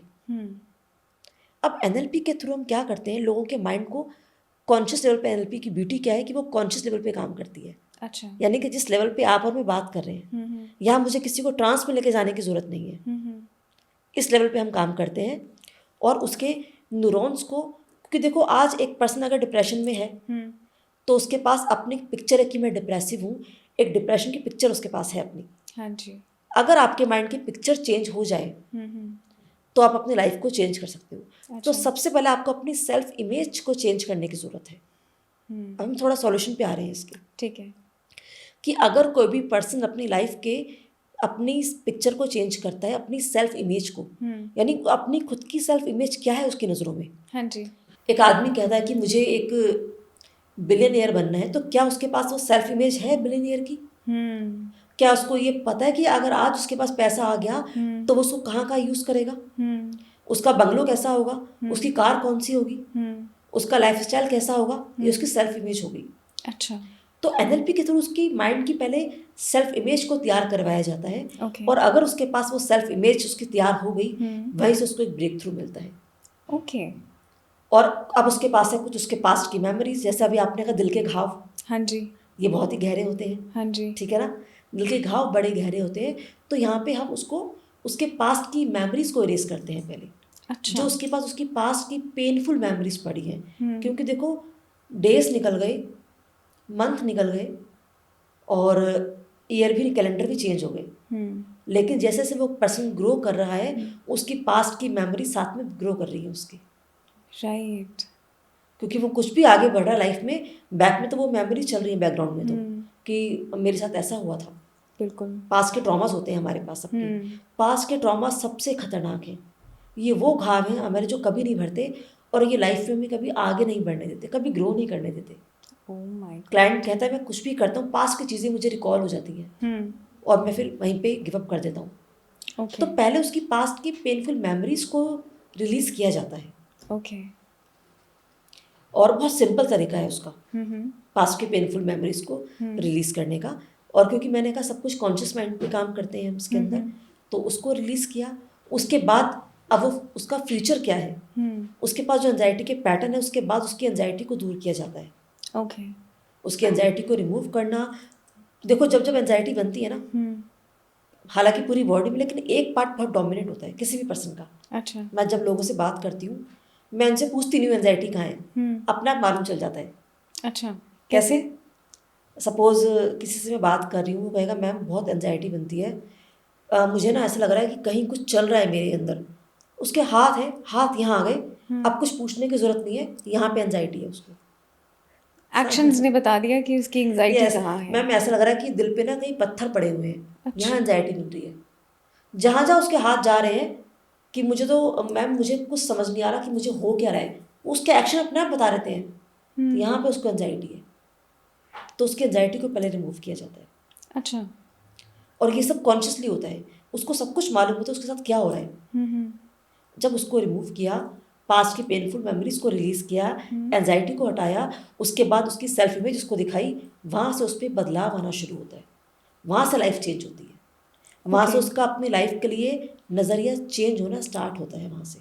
डिप्रेशन में रह रहा इंसान अपने आप को कैसे देखता है, और उसे ज़माने में लोग कैसे देखते हैं, कैसे समझते हैं, क्या उसका परसेप्शन बनता है? जब कोई पर्सन डिप्रेशन में है ना, तो वो अपने आप को बिल्कुल भी वर्दी नहीं समझता। अच्छा। उसे लगता है कि वो अब यूजलेस है, उसकी लाइफ तो ऐसी ही है, लाइफ में अब कुछ नहीं बचा। जब उसके पास ये थॉट आता है कि अब मेरी लाइफ में कुछ नहीं बचा, तब वो गिव अप कर देता है। अच्छा। कुछ करने का दिल नहीं करता, सारी एक्टिविटीज, सारी उसकी क्रिएटिविटी सब कुछ खत्म हो जाती है उसकी। ओके। डिप्रेशन का मतलब क्या हुआ? Deep impact of any event. Okay. यानी आपकी लाइफ में या तो पास्ट में ऐसा कुछ हुआ है जहाँ से आपको डिप्रेशन आ रहा है, या फिर प्रेजेंट मोमेंट में कुछ ऐसा डीप इम्पैक्ट कुछ है आपके ऊपर किसी भी इवेंट का जो आपको डिप्रेशन दे रहा है। अगर आपने उसको हील नहीं किया, अब या तो आप अपने माइंड को इतना बड़ा बना लो, अपने माइंड को आप इस तरह से प्रोग्राम कर लो कि आपको ये मालूम हो कि भाई मैं तो इसको आराम से टैकल कर लूँगा, ये मेरे लिए कुछ नहीं है। वहाँ तो आप कर लोगे, लेकिन मैंने कहा अक्सर लोग गिव अप कर देते हैं। हाँ जी। वहाँ पे उनको डिप्रेशन की चपेट में वो आ जाते हैं फिर। तो जब हमारे दिमाग में एंजाइटी और डिप्रेशन के पैटर्न्स चल ही रहे होते हैं, तो हमारा दिमाग नॉर्मली काम कैसे कर पाता है? देखिए क्या होता है सिमरन, हम सबकी एक न्यूरोसाइकी होती है। जैसा मैंने अभी कहा हमारे पास न्यूरॉन्स हैं, तो उन न्यूरॉन्स को हम, न्यूरॉन्स का एक नेटवर्क है, एक पाथवे को वो क्रिएट करते हैं हमारे ब्रेन में, जिससे हम कहते हैं हमारी न्यूरोसाइकी। अच्छा। ठीक है, अब हमारी न्यूरोसाइकी ये ना हमारी बिग बॉस है। अच्छा। एक तरीके से अब, या फिर एक टाइम के बाद ये हमारी बिग बॉस बन जाती है, और एक कभी हम इसके बिग बॉस बन जाते हैं। कैसे? वो देखते हैं। हमारी न्यूरोसाइकी है। अब क्या हुआ कि कोई पर्सन ने एक काम को नंबर ऑफ टाइम रिपीट किया, ठीक है, तो आपकी न्यूरोसाइकी ये मानती है कि अगर ये जो सिमरन है, ये इसको दिन में 10 पॉडकास्ट करने होते हैं, और ये इस काम इसके लिए बहुत इंपॉर्टेंट है, तो वो इस काम के जो पैटर्न्स हैं आपके माइंड में इम्प्रिंट कर देगी। अच्छा। कुछ ऐसे हो गया, सपोज आप अपने घर से आज यहाँ तक आए हो, ठीक है, आपने किसी से रास्ता पूछा, आप पूछ कर आ गए, अब आपको यहाँ रोज आना है, तो एक दिन 2 दिन आपने किसी से थोड़ा आइडिया लिया कि रोड कैसे कैसे कहाँ टर्न होती है। अब आप रोज यहाँ आ रहे हो, तो आपको रास्ता याद है पूरा। तो कैसे याद रहा आपको? Repeated patterns. यस, आपके न्यूरोसाइकी के थ्रू। वो पैटर्न कहाँ बने? आपके न्यूरोसाइकी में। ओके। हमारी न्यूरोसाइकी ये समझती है कि अगर कोई भी पर्सन किसी काम को रोज करता है, इसका मतलब ये काम इसके लिए बहुत इंपॉर्टेंट है, और वो उसको अपने अंदर सेव कर लेती है। अच्छा। अब अगर कोई भी पर्सन एक बार एंजाइटी में आया, उसने एंजाइटी की फीलिंग्स को फील किया, एक बार हुआ, 2 बार हुआ, 3 बार हो गया अगर, तो और उसने with feelings, feelings are the real learning. Okay. तो अब माइंड ये मानता है, हमारी न्यूरोसाइकी, कि ये जो पर्सन है इसको जब रोज एंजाइटी बनती है और ये एंजाइटी की फीलिंग्स को फील भी करता है, यानी उसने उसको इम्पोर्टेंस दे दी फील करने के बाद, हाँ जी। इसका मतलब ये काम इसके लिए इम्पोर्टेंट है। राइट। और किस किस चीज़ को देख के एंजाइटी बनती है, कुछ ट्रिगर है इसके। सपोज एक आदमी को देखते एंजाइटी बनती है, हाँ जी। किसी की बात सुनते ही गुस्सा आ जाता है, तो वो आपके न्यूरोसाइकी उसको याद रखती है उन सब चीज़ों को। अब जैसे आप उस मोमेंट पे जाओगे, इंस्टेंटली आपकी न्यूरोसाइकी आपको याद दिला देगी कि आपको गुस्सा करना है, आपको एंजाइटी करनी है। तो हमारे सारे बिहेवियर वहीं से कनेक्ट होते हैं। ओके। तो उसको, अब वो हमारी गुलाम बन गई न्यूरोसाइकी। अब उसके पास ये पैटर्न फिक्स है। इसको और समझो कि सपोज यहाँ कहीं आग जल रही है और मैंने अपना हाथ आग में डाल दिया, ठीक है। मुझे नहीं पता, मेरा हाथ जल गया। हाँ। अब मुझे बहुत पेन हो रहा है। राइट। अगर मेरे पास न्यूरोसाइकी नहीं है, हाँ जी। तो मैं क्या करूँगी, मैं फिर से देखूंगी ये है क्या, आग है। मैं भूल जाऊंगी कि मैंने अपना हाथ बंद कर चुकी हूँ। मैं फिर से अपना हाथ आग में डाल दूंगी और मेरा हाथ फिर से बंद हो जाएगा। मैं फिर से निकालूंगी, क्योंकि न्यूरोसाइकी तो है नहीं अब मेरे पास, तो मैं फिर से भूल जाऊंगी।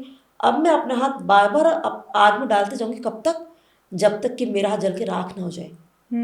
इसलिए न्यूरोसाइकी का होना भी बहुत अच्छी बात है। अगर मेरे पास न्यूरोसाइकी है, मैंने एक बार अपना हाथ आग में डाला और मेरे को पेन हुआ, उसने फ़ौरन याद कर लिया कि ओ इसको ये काम नहीं करना, मैं कह रही हूँ मुझे दोबारा नहीं करना क्योंकि मुझे पेन है, मैं कभी नहीं करूँगी।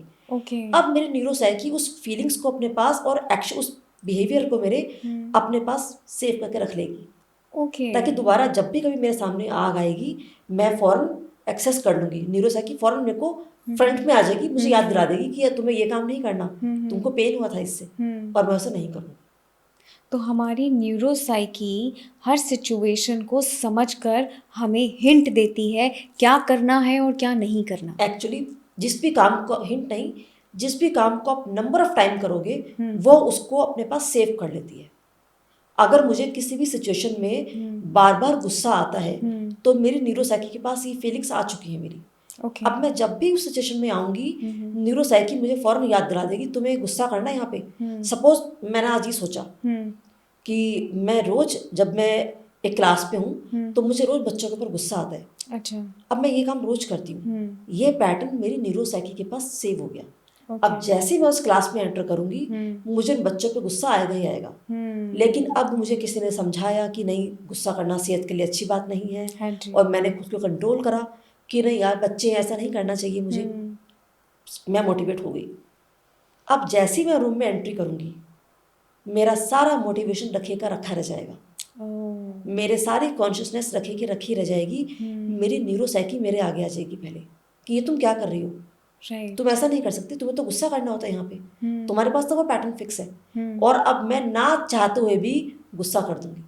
इस सिचुएशन में क्या आप रेमेडी दोगे जिससे कि ये न्यूरोसाइकी को हम ठीक कर सकें? इसके लिए माइंड की रीप्रोग्रामिंग, क्योंकि आपका माइंड, आपकी न्यूरोसाइकी तो प्रोग्राम हो चुकी है आपके अकॉर्डिंग, जिसको आपने प्रोग्राम किया है उसको। जब आप अपने माइंड को रीप्रोग्राम करते हो, तब आपका कॉन्शियस माइंड साइड हो जाता है, सबकॉन्शियस फ्रंट में आ जाता है। ओके। वहाँ पे और इस तरह से फिर हमारी न्यूरोसाइकी को हम रीप्रोग्राम करके अपने बिहेवियर को, अपने पैटर्न्स को हम चेंज कर सकते हैं। यही तो कारण है लोग एक ही जगह पे बार बार गुस्सा करते हैं, एक ही बिहेवियर को नंबर ऑफ टाइम्स करते हैं। एक आदमी रोज दिन में सोचता है कि घर में बहुत लड़ाई झगड़ा हो चुका, अब से मुझे ड्रिंक नहीं करनी, शाम को 8 बजे फिर वहीं पहुंच जाता है। हाँ जी। क्योंकि न्यूरोसाइकी में तो फिक्स है ना कि ये तुम तो ऐसा कर ही नहीं सकते। वो फिर आगे आ जाएगी, कॉन्शियस माइंड साइड हो जाएगा और सबकॉन्शियस को आगे लेकर आ जाएगी कि तुम्हें तो वो काम करना है। और वो पर्सन जाता है, चाहे कुछ भी होता रहे, वो कंट्रोल नहीं कर पाएगा और वो जाकर पहले ड्रिंक करेगा। बिल्कुल यही चीज़ें ओसीडी के अंदर होती है।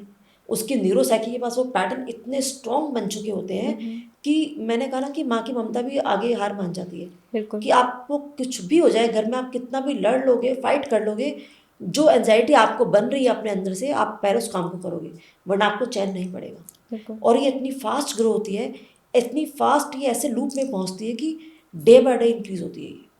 ओके। डे बाय डे आपके पैटर्न और स्ट्रॉन्ग बनते जाते हैं कि अगर आपको एक चीज़ का वहम है, आप अगले दिन आप सो के उठोगे, 2 वहम आपके साथ में आ जाएंगे आप। राइट। इस तरह से हमारे अंदर ही फैलती है। तो जैसे लोग कहते हैं कि अपनी आदतें बदलो, इतना गुस्सा करना सही नहीं है क्योंकि वो पैटर्न उनका ऑलरेडी सेट हो चुका है, कई लोग होते हैं जिनका मन नहीं करता, अपने पढ़ाई लिखाई पे ध्यान नहीं जाता है, उन पेरेंट्स बच्चों के पीछे पड़े रहते हैं कि पढ़ो पढ़ो, बट वो खेलने में ही लगे रहते हैं। वो खेल उनकी आदत बन चुकी है, Exactly. इसीलिए वो टाइम अपना पढ़ाई को नहीं दे सकते। हाँ जी। ऐसे तो फिर बहुत सारी सिचुएशंस डेली में ऐसे ही होती है, रहती हैं, ऐसे ही होती है। तो इनको ठीक करना मेरे हिसाब से बहुत बड़ा चैलेंज है। बिल्कुल, लेकिन मैंने कहा ना, हमारे पास माइंड प्रोग्रामिंग एक ऐसा टूल है हाँ जी। और एक ऐसा नेचुरल टूल है कि जहाँ से हम कुछ भी चेंज कर सकते हैं। तो क्या ये छोटे छोटे पैटर्न्स खुद इंसान चेंज कर सकता है? आप बिल्कुल इन चीज़ों को सीख कर अपने आप खुद चेंज कर सकते हो। आप क्या सीखना आप पड़ेगा इसके देखिए, लिए? आप NLP सीख सकते हो। NLP सीख कर, हिप्नोसिस सीख कर अपने अंदर खुद भी चेंज ला सकते हो। अब वो चेंज क्या क्या होंगे, ये हमारी लाइफ पे किस किस एरिया में काम करती है उसको हम देखते हैं। एंजाइटी, डिप्रेशन है, OCD है, IBS है। एक बच्चा कहता है कि मुझे स्टडी पे फोकस नहीं लगता और मेरे अंदर कॉन्फिडेंस नहीं है। लोगों को पब्लिक स्पीकिंग का फियर है, स्टैमरिंग है। लोग घर में आराम से बात कर रहे हैं, बाहर वो स्टैमरिंग कर रहे हैं। वो घर में खुल के बात करते हैं लेकिन 4 लोगों के सामने बात नहीं कर पाते। उनका पब्लिक फियर है ये। हाँ जी। सोशल फोबिया हो गया उनको। बिल्कुल। आपके पास कुछ आपके पास्ट के फोबियाज पड़े हुए हैं। हाँ जी। फियर है कुछ। हाँ जी। फियर फोबिया 2 चीज़ें हो गई। फियर वो कि आपके साथ एक्चुअल में कुछ हुआ है राइट। और आपको उसका फियर है। फोबिया क्या, कुछ हुआ नहीं है आपके साथ लेकिन अब आपको उसके नाम से ही आपको डर लग रहा है। राइट। आप कभी पानी में डूबे नहीं हो लेकिन आपको झील की फोटो देखते ही आपको डर लग रहा है कि मुझे कुछ हो ना जाए। ये हमारा फोबिया है। ओके। तो उनको आप ठीक कर सकते हो। आपके रिलेशनशिप, आप चाहते हो मुझे इस रिश्ते में इस तरह से बिहेव करना है लेकिन आप नहीं कर पाते। बिल्कुल, क्योंकि आप सेम सिचुएशन में जाके वही सेम बिहेव करते हो। बिल्कुल। और हस्बैंड वाइफ के बीच वो रिश्ता वहीं से खराब होता है कि तुम कभी प्यार से बात ही नहीं करते हो। बट ये कितना डिफिकल्ट है लोगों के लिए पैटर्न्स चेंज करना? नहीं देखो, इतना डिफिकल्ट नहीं है, बहुत ईजी है एक्चुअली। अच्छा। लोगों को अवेयरनेस नहीं, उनको पता नहीं है। अच्छा। अगर वो करना चाहते हैं तो बहुत इजीली कर सकते हैं। आप ये देखो ना कि सपोज हम जब घर में होते हैं तो अगर आज छुट्टी है, संडे का डे है, तो हम आराम से सो के उठते हैं। लेकिन बाकी डेज में सपोज मेरा एक बच्चा है और मेरे बच्चे को स्कूल जाना है, तो क्या मुझे क्या मैं कहीं सेशन लेने गई हूँ उस चीज़ के लिए कि मुझे बच्चे को उठा के सुबह स्कूल भेजना है तो मैं जल्दी उठ जाऊँ सो के? नहीं, ये तो अंडरस्टैंडिंग है, तो नॉर्मल। नेचुरली मैं अपने आप उठ जाऊंगी। मैं अपने आप सेल्फ मोटिवेट रहूंगी इस चीज़ के लिए। मोटिवेशन क्या, मेरे अंदर ऑलरेडी ये चीज़ है। मुझे पता है कि मुझे सुबह उठना है क्योंकि मेरे को दिख रहा है मेरा फ्यूचर क्या है और मेरे इमोशंस वहाँ कनेक्टेड हैं। उसका बेनिफिट क्या है मेरे, मुझे पता है। तो मुझे किसी अलार्म की भी ज़रूरत नहीं पड़ेगी, मैं अपने आप उठ जाऊंगी। राइट। तो ये क्या है, ये प्रोग्रामिंग तो है ये। एब्सोल्युटली। और इसके लिए मैंने कुछ नहीं किया। तो ऐसे जब भी आपके संग आपको लगता है कि मुझे इस चीज़ को ठीक करना है और आपको ये पता है कि इसके बेनिफिट क्या मुझे मिलेंगे, अगर हमारे माइंड के पास उसका कोई फ्यूचर नहीं है, मैं हमेशा ये बोलती हूँ कि अगर आप कुछ भी चेंज करना चाहते हो अपने अंदर, जब तक आपके माइंड के पास उसका बेनिफिट नहीं जाएगा, और वो बेनिफिट छोटे मोटे नहीं होने चाहिए, इतने स्ट्रांग होने चाहिए कि आपको फील कर सको आप उन्हें। अच्छा। अगर आपने उनको फील कर लिया तो आप इजीली अपने माइंड को रिप्रोग्राम करके उनको चेंज भी कर सकते हो। ओके। यही काम हम हिप्नोसिस में करते हैं। ओके। हिप्नोसिस में क्या होता है कि देखो, हमारे पास एक कॉन्शियस माइंड है, एक सबकॉन्शियस माइंड है। और हमारा जो कॉन्शियस माइंड है वो बड़े सारी चीज़ें ऐसी जो करना चाहता है। जब लोग कहते हैं कि, कितनी बार ऐसे लोग कहते हैं मैं ना ये काम कर तो सकता हूँ आराम से, लेकिन मैं करना तो चाहता हूँ, मुझे पता है मैं कर भी सकता हूँ, हाँ जी। लेकिन मैं करता नहीं। वो ये कब कह रहा है, जब उसका बिलीफ उसे करने नहीं दे रहा। राइट। कॉन्शियसली उसको पता है कि अगर मैंने कर भी लिया तो मुझे कुछ होगा नहीं, लेकिन अंदर एक बिलीफ है उसके जो उसे नहीं करने दे रहा। ओके। और जब आप किसी भी पर्सन को हिप्नोटिक स्टेट में ले जाते हो, उसका सबसे बड़ा बेनिफिट क्या होता है कि अब आपको उसके बिलीफ से लड़ना नहीं पड़ता। उसका बिलीफ, क्योंकि कॉन्शियस माइंड के पास बिलीफ पड़े हुए हैं, तो उसका कॉन्शियस माइंड उस टाइम पे साइड हो जाता है। एक्चुअली कॉन्शियस और सबकॉन्शियस के बीच एक क्रिटिकल माइंड होता है, राइट, जो हमेशा क्रिटिक्स क्रिएट करता है कि नहीं तुम कैसे कर लोगे। और वो जो हमारी बचपन की प्रोग्रामिंग है, 7-8 साल तक हमारा जो है ना ये सब कॉन्शियस रहता है। उस 7 साल तक हम लाइफ में जो भी कुछ प्रोग्राम करेंगे, किसी भी पर्सन की प्रोग्रामिंग फिक्स हो जाएगी। ओके। उसके बाद हम बाकी जो चीज़ें होती हैं वो हम बड़े होकर सीखते हैं, अपने आप सीखते रहते हैं फिर हम। तो हमारा जो सबकॉन्शियस माइंड की प्रोग्रामिंग है 70% तो वो 7 ईयर्स तक हो जाती है। ओके। अब हिप्नोसिस के थ्रू हम उस प्रोग्राम, जब प्रोग्रामिंग हो चुकी, सबकॉन्शियस में वही प्रोग्रामिंग है, अब कॉन्शियसली तो आप काम को करना चाहते हो। एक आदमी कहता है कॉन्शियसली कि मुझे स्मोक नहीं करना, मेरी बच्चों के लिए अच्छा नहीं है, घर में बच्चे हैं, पेरेंट्स हैं, और मेरी खुद की हेल्थ के लिए अच्छा नहीं है, लेकिन उसने उसको इतनी बार उसको करके फील किया हुआ है, तो वो पैटर्न सबकॉन्शियस के पास है, वो चाह के भी क्विट नहीं कर सकता। राइट।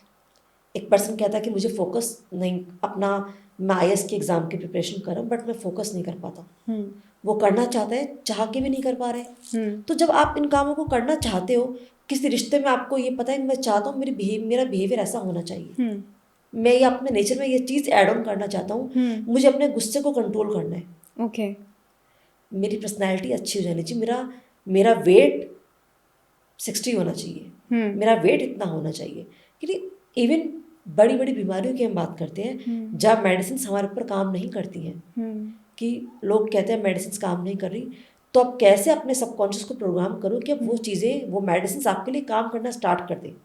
ओके। तो जब कोई पर्सन हिप्नोटिक स्टेट में होता है, उस टाइम पे उसका कॉन्शियस माइंड बाईपास हो जाता है, राइट, ठीक है, और क्रिटिकल माइंड शांत हो जाता है। जब ये जैसे ये सब होता है, सबकॉन्शियस माइंड फ्रंट सीट पे आ जाता है। ओके। और अब जब सबकॉन्शियस फ्रंट में आ गया, सबकॉन्शियस के पास ना इतना आर्गुमेंट करने की पावर नहीं है, वो आपसे कोई डिबेट नहीं कर सकता, उसके पास रिजेक्शन का ऑप्शन ही नहीं है, उसके पास जो कमांड चली जाएगी वो उसी को परसीव करेगा, उसको ही फॉलो करेगा। ओके। अब आपने किसी को भी हिप्नोटाइज कर लिया, उसके बाद आप उसके माइंड को जो कमांड दोगे, उस कमांड उन्हीं सजेशंस को फॉलो करेगा। ऑलराइट। अभी एक मेरी क्लाइंट है, तो आपने एक वर्ड सुना होगा टिनिटस, कान में जी, है ना। हाँ जी। अब वो कहती है कि ना मुझे ना कानों में कुछ आवाज़ें आती हैं, एक टिनिटस। एक प्रॉब्लम और उसने बताई कि जब वो 11th क्लास में थी, तब उसे अचानक से कुछ हुआ और उसके कानों में कुछ आवाज़ें आने शुरू हो गई। अच्छा। और वो आवाज़ें किसकी थी? उसके अपने भाई के लिए और चाचा के लिए उसके। और ये सेम प्रॉब्लम उसने कहा उसके चाचा को भी हुई थी। अच्छा। चाचा की ठीक हो गई, लेकिन इस लड़की की शादी भी हो गई उसके बाद से, इसकी एक डॉटर भी है आज, और इसको अभी भी वो आवाज़ें आती हैं। ओके। और कैसी आवाज़ें आती हैं? अपने भाई के लिए, फैमिली के लिए, कि जैसे कोई उसके पास बोल रहा है। अच्छा, जो मतलब उसके, कोई भी बात चल रही है हाँ, लेकिन कान उसके में चल दिमाग रही है, में, हाँ, कान में यस, चल रही है। And this is not schizophrenia, okay. क्योंकि सिजोफ्रेनिक में भी ऐसा होता है, बट वो सब टेस्ट करा चुकी है, उसमें कहीं सिजोफ्रेनिया नहीं है उसको। तो फिर ये क्या है? इसे हम कहते हैं साइकोसोमेटिक डिसीज कुछ। अच्छा। ये हमारे सबकॉन्शियस के पैटर्न में डीप डाउन कहीं आ गई, उसने कभी कहीं सुन लिया, कुछ ऐसा परसीव कर लिया अपनी अल्टरेटेड स्टेट में, जो उसके सबकॉन्शियस में चला गया। समटाइम्स कुछ याद रह जाता है, कुछ भी वो कहीं से चीज़ नहीं, रिपीटेड फॉर्म में आ हाँ जाती है। हाँ, कुछ भी अच्छा। कहीं से भी, हमें नहीं पता कब हमारा माइंड जब भी कभी हमारा कॉन्शियस माइंड कहीं बिजी होता है ना, तो उस टाइम जो बैकग्राउंड में चल रहा है वो हमारा सबकॉन्शियस को एक्सेस कर लेता है। अच्छा। अब उसके साथ भी कुछ ऐसा हुआ है लाइफ अच्छा। में, ये मैं अपना एक्सपीरियंस से बता सकती हूँ। तो अब उसने, अभी हमारे 3 सेशन हुए हैं हिप्नोथेरेपी के। ओके। अब वो ये कहती है कि, क्योंकि मैं उसको ट्रांस में ले गई, ट्रांस पर जाके मैंने उसको हिप्नोटाइज किया, उसके बाद उसके माइंड को मैंने कमांड दी। अच्छा। तो अभी सॉरी, अभी 2 सेशन हुए हैं अभी हमारे। ओके। अब वो ये कहती है कि मैम अभी हमारे 2 सेशन के बाद से मुझे ऐसा लग रहा है कि ना अब जो आवाज़ें, एक तो उनकी इंटेंसिटी कम हो गई, और अब मेरा माइंड उन आवाज़ों को डिनाई कर रहा है। अच्छा। जैसी मुझे वो आवाज़ें कम हो गई हैं, और अब जब आ रही हैं तो मेरा माइंड उनको रिजेक्ट कर रहा है बार बार अपने आप ही। ये चेंजेस मैंने महसूस किया। Okay, very nice. और आपको बताती हूँ एक बहुत अच्छा एग्जांपल। अभी एक क्लाइंट है, उसको एक दिन में 40 सिगरेट कंज्यूम किया करता रहा। ओके। तो उसको भी जब हिप्नोथेरेपी दी गई और कुछ NLP सेशंस उसको दिए गए, उसके अपने कुछ ट्रॉमास हैं, बचपन के ट्रॉमास हैं, कभी लाइफ में कुछ कर नहीं पाया, और अभी करियर, आज मैरिज हो चुकी है लेकिन करियर सेट नहीं है बिल्कुल भी। तो ये तो लोगों के ट्रॉमास होते हैं, राइट। कुछ इनकम का सोर्स नहीं है। अब वो इस स्ट्रेस में आके, वो स्ट्रेस को दूर करने के लिए स्मोक पे चला गया, यानी एक और स्ट्रेस ले लिया। अब जो रीजन था, रूट कॉज, वो तो भी वैसा का वैसा ही है। अब स्मोकिंग के कारण उसकी वाइफ परेशान है, वो खुद परेशान है। अभी उसने सेशन लिया और अपनी स्मोकिंग को 100% क्विट कर चुका है। वो ये कहता कि मेरे सामने, मेरे वॉशरूम में सिगरेट के पैकेट पड़े हुए, लेकिन मैं टच भी नहीं कर रहा उनको। ऐसे कैसे? क्योंकि सिगरेट छोड़ना लोगों के लिए इतना आसान नहीं है। लेकिन ऐसे कैसे? क्योंकि जब आप एक हिप्नोटिक स्टेट में हो, हाँ जी, और NLP हमारे माइंड के पैटर्न को रीप्रोग्राम कर देती है। रीप्रोग्रामिंग करके आप कुछ भी कर सकते हो।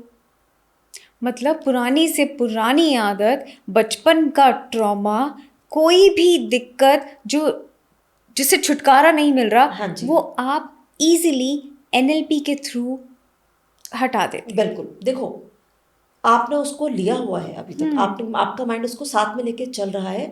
जिस दिन आपके माइंड के पास एक मैसेज चला जाएगा कि आप मुझे इसको छोड़ना है, माइंड उस दिन एक्शन लेना स्टार्ट कर देगा। या आपको अभी तक आपके पिक्चर या वो लेके घूम रहे हो, अपनी वही पास की पिक्चर लेके घूम रहे हो। वाह, माइंड की तो बहुत सॉलिड पावर है। सपोज आपको रोज आपको सपोज एक ही पानी की बोतल है और आपको यही आप इसी पर्टिकुलर ब्रांड की बोतल का पानी आप पीते हो, आपको रोज ये पानी चाहिए। लेकिन आज अगर इस पानी का टेस्ट थोड़ा सा चेंज हो जाए, इसमें थोड़ा सा मैं सॉल्ट मिला दूं, तो क्या आपको उस पानी में, या अगर ये कोई कोल्ड ड्रिंक है, आपको वो टेस्ट आएगा जो आना चाहिए था?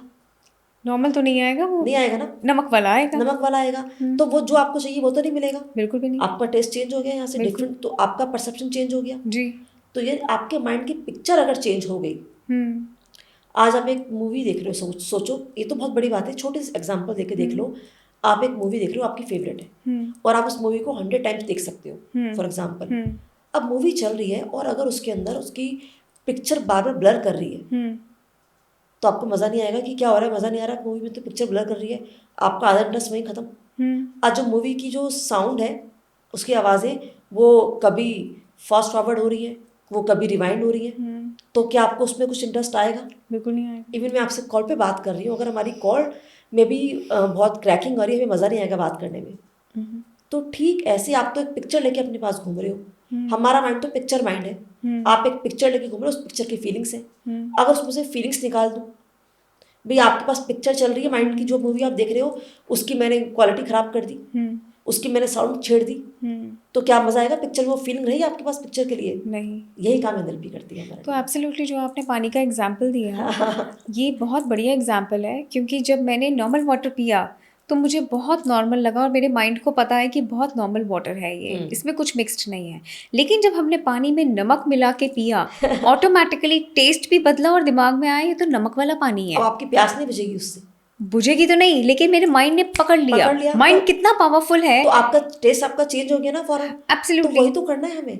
तो आप कोई भी कमांड देते हो, पिक्चर के लिए एक ही फीलिंग्स, हम उसी को लेके रोज जी रहे हैं, वो इतनी स्ट्रांग वायरिंग उसकी हो गई, वो वायरिंग को हमको रीवायर करना है।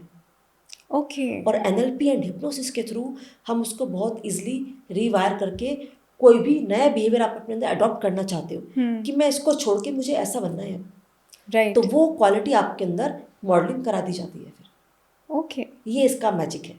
अमेजिंग।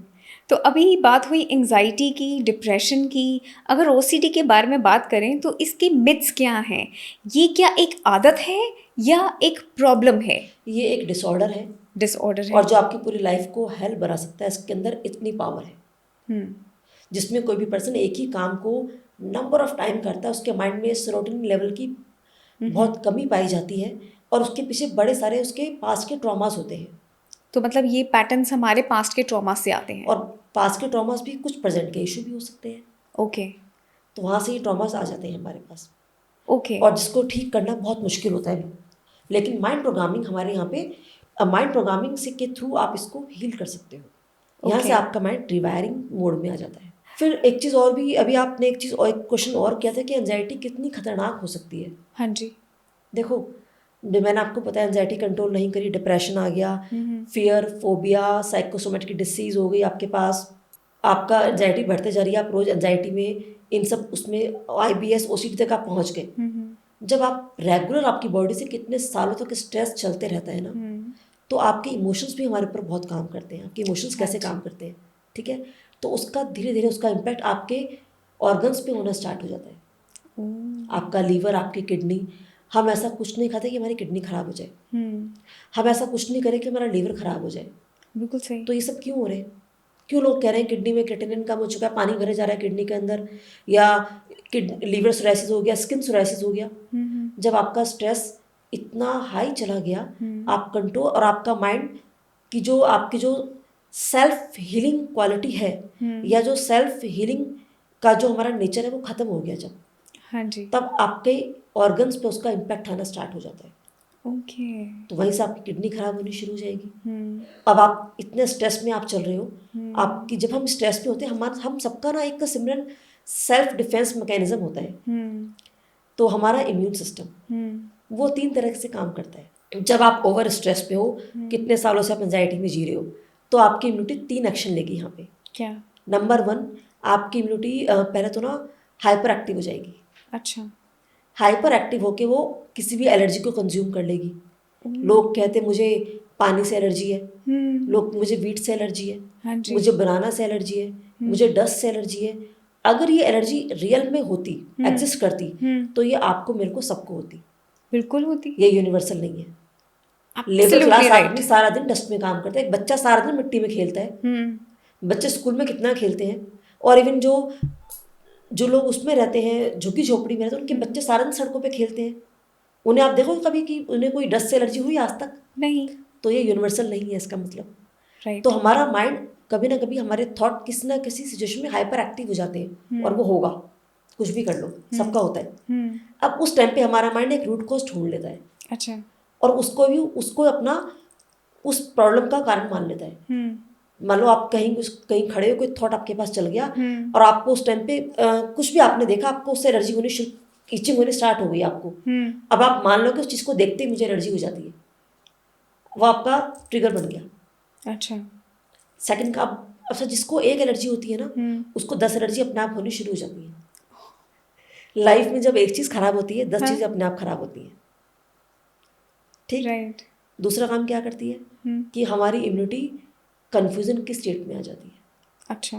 कन्फ्यूजन के स्टेट में आके, बहुत खतरनाक है ये, कन्फ्यूजन के स्टेट में आके वो अपने ही बॉडी पार्ट्स को किल करना स्टार्ट करती है।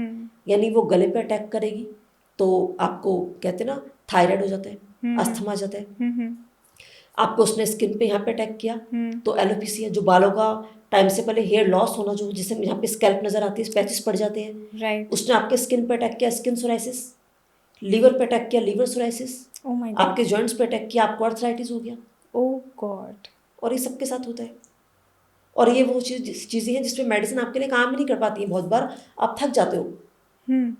तो यहाँ पे हमारी साइंस ये कह चुकी है कि हम अपने डीएनए को, अपने जीन्स को कभी भी चेंज कर सकते हैं। और माइंड को रिप्रोग्रामिंग करके अपने डीएनए को, अपने जीन्स को, या किसी भी सिस्टम को हम रीजनरेट कर सकते हैं अपने। एब्सोल्युटली। तीसरा काम क्या करता है, हमारा माइंड गिव अप कर देता है। ओके। और गिव अप जब कर दिया, तब क्या होता है कि बस अब मेरे जीवन में कुछ नहीं बचा। गिव अप करके आपका माइंड जब गिव अप कर देगा, तो वहाँ पे कैंसर आएगा, ओह माय गॉड, ब्रेन ट्यूमर आएगा। यहाँ पे जितने भी ब्रेन स्ट्रोक हैं वो आपके पास आते हैं। कोविड तब आता है, कोरोना तब आता है, एमएनडी जैसी प्रॉब्लम्स तब आती हैं। तब हमारे पास ये, जिसे कहते हैं लाइफ थ्रेटनिंग डिसीज, तब हमारे पास ये डिसीज आती है। कहते हैं जो डॉक्टर्स होते हैं, वो जो मार्केट में मेडिसिन्स होती हैं, उनकी पढ़ाई ऐसी होती है, जो मेडिसिन्स होती हैं उसके हिसाब से उन्हें बताया जाता है कि उस पर्टिकुलर प्रॉब्लम के लिए क्या मेडिसिन्स उन्होंने प्रिस्क्राइब करनी है, जो अवेलेबिलिटी होगी और जिस मेडिसिन से उनकी हेल्थ ठीक हो सकती है। तो ये तो है एक सेट पैटर्न जो एक डॉक्टर को सिखाया जाता है। और ऐसा लगता है जैसे आपके जो इंटरनल प्रॉब्लम्स हैं, ऑर्गन्स हैं, उन पर काम किया जा रहा है। जो रियल कॉज है, जो रियल रूट कॉज इंसानों के दिमाग से ट्रैवल करके उनके ऑर्गन्स तक पहुंच रहा है, उस पर तो कोई काम ही नहीं कर रहा। और अगर उसी को पकड़ लिया जाए, क्योंकि जड़ तो वही है, क्योंकि जैसे आपने कहा स्ट्रेस की वजह से, एंग्जाइटी की वजह से पूरी बॉडी में कहीं ना कहीं ऑर्गन पे इफ़ेक्ट आता है। और कैसी कैसी प्रॉब्लम्स हैं जो दुनिया सोच भी नहीं सकती, उससे जूझ रही है। तो क्यों ना हम अपना स्ट्रेस, एंग्जाइटी, डिप्रेशन, ओसीडी, जितनी सारी चीज़ें हैं, उससे हम लड़ें इन द सेंस, उसे हम माइंड को रीप्रोग्राम करके ठीक करें। और उनके लिए सबसे बेस्ट निधि खेड़ा मैम है।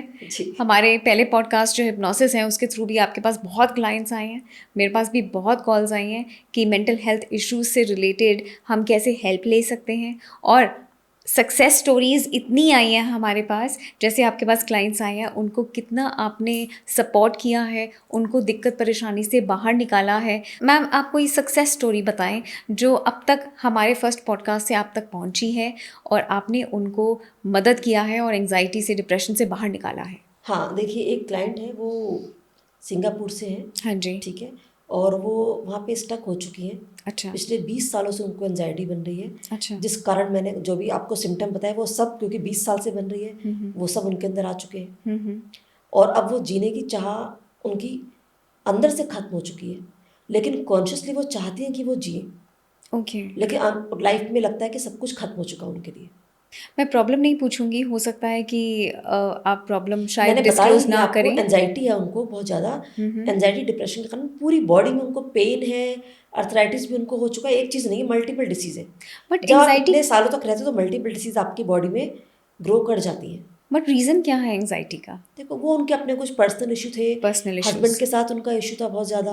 वो उनका डाइवोर्स हो चुका है, और जो सेकंड हस्बैंड है उनके साथ भी बहुत अच्छी लाइफ नहीं चल रही है। ओके।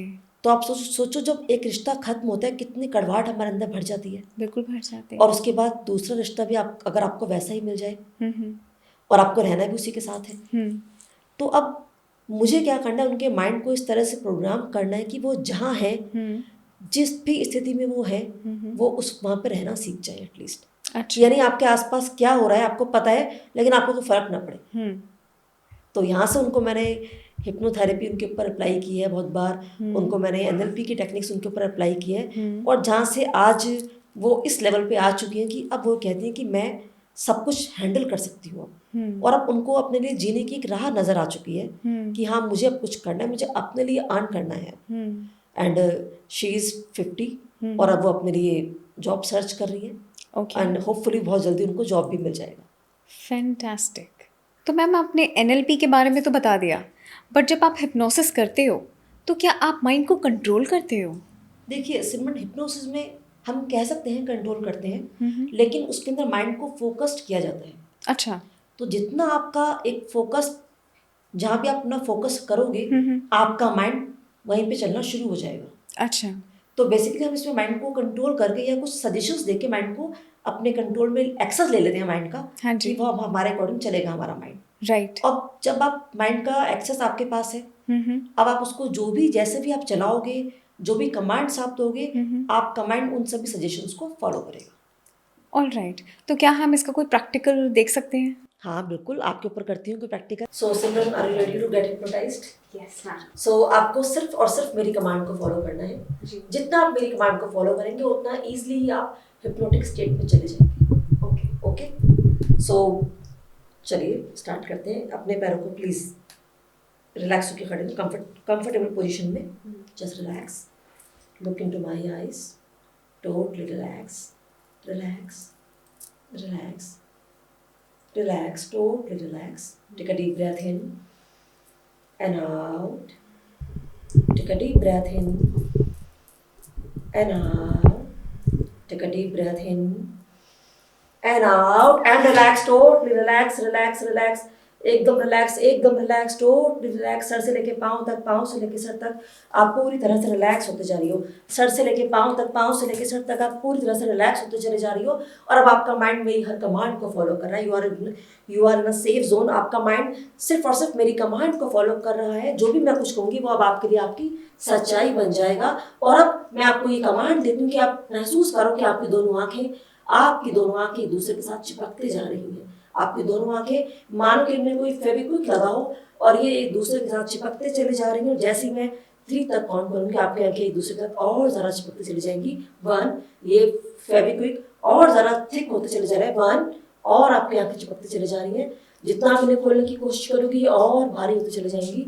आपकी आंखें और चिपकते चली जा रही हैं। आप जितना इन्हें खोलने की कोशिश करोगी ये और भारी होते चले जाएंगी। 2, आपकी आंखें और भारी हो चुकी हैं। 3, आपकी आंखें और भारी हो चुकी हैं। Now just try to open your eyes. The moment you will try to open your eyes, but you can't. The moment you will try to open your eyes, but you can't. Yes, Simran, अपने आंखें खोलने की कोशिश करो। जितना कोशिश करोगे आपकी पलकें और ज़्यादा भारी हो रही है। Just try to open your eyes.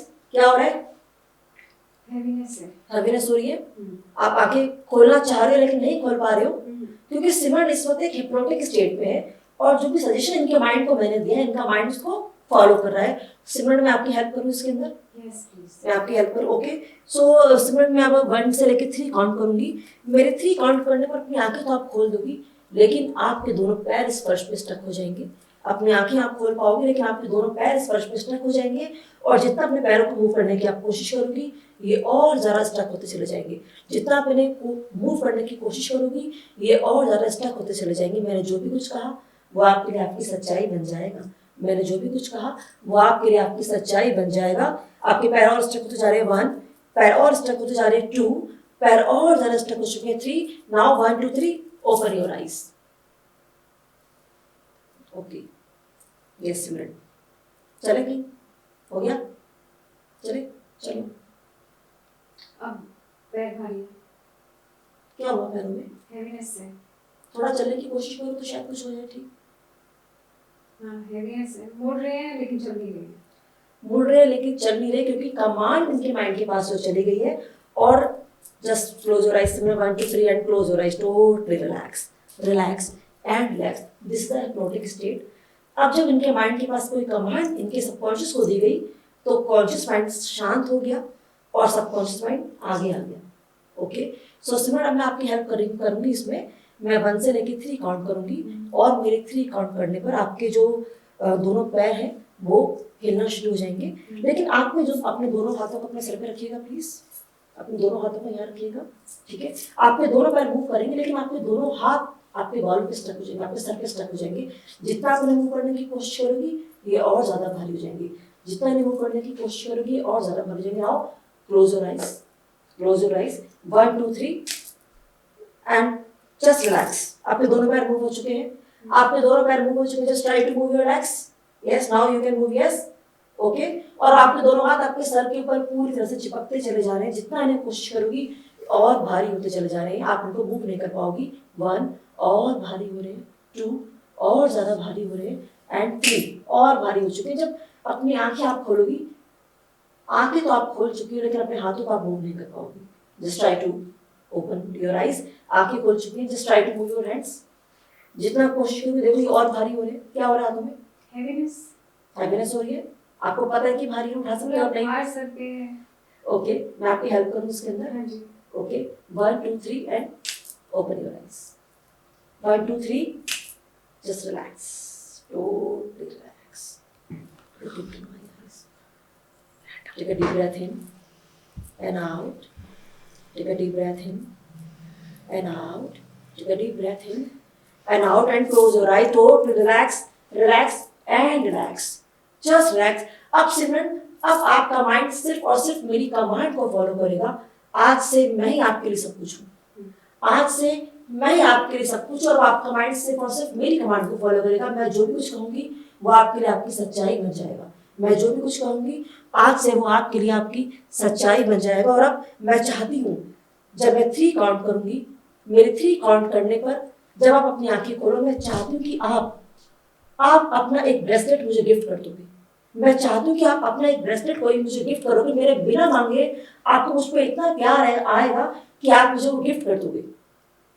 कोई भी एक ब्रेसलेट जो आपका फेवरेट है आप वो मुझे गिफ्ट करोगे। इस वक्त जो आपने पहना हुआ है मैंने आंखें खोलने पर, अपनी आंखें खोलने पर, और अब मैंने जो भी कुछ कहा वो आपके लिए आपकी सच्चाई बन जाएगा।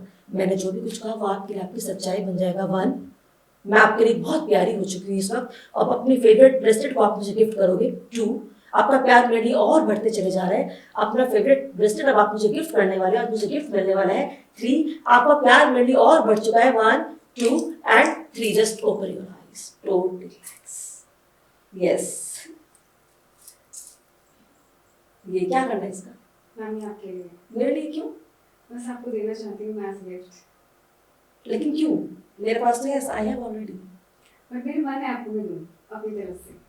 ओके, तो मैं इसे पहन सकती हूँ? बिल्कुल पहन सकती हूँ। ठीक है, बहुत प्यारा है। ओके सिमरन, चलिए तो अब हम पॉडकास्ट को एंड करते हैं। ठीक है, आपको एक नॉर्मल स्टेट में मैं ले आती हूँ।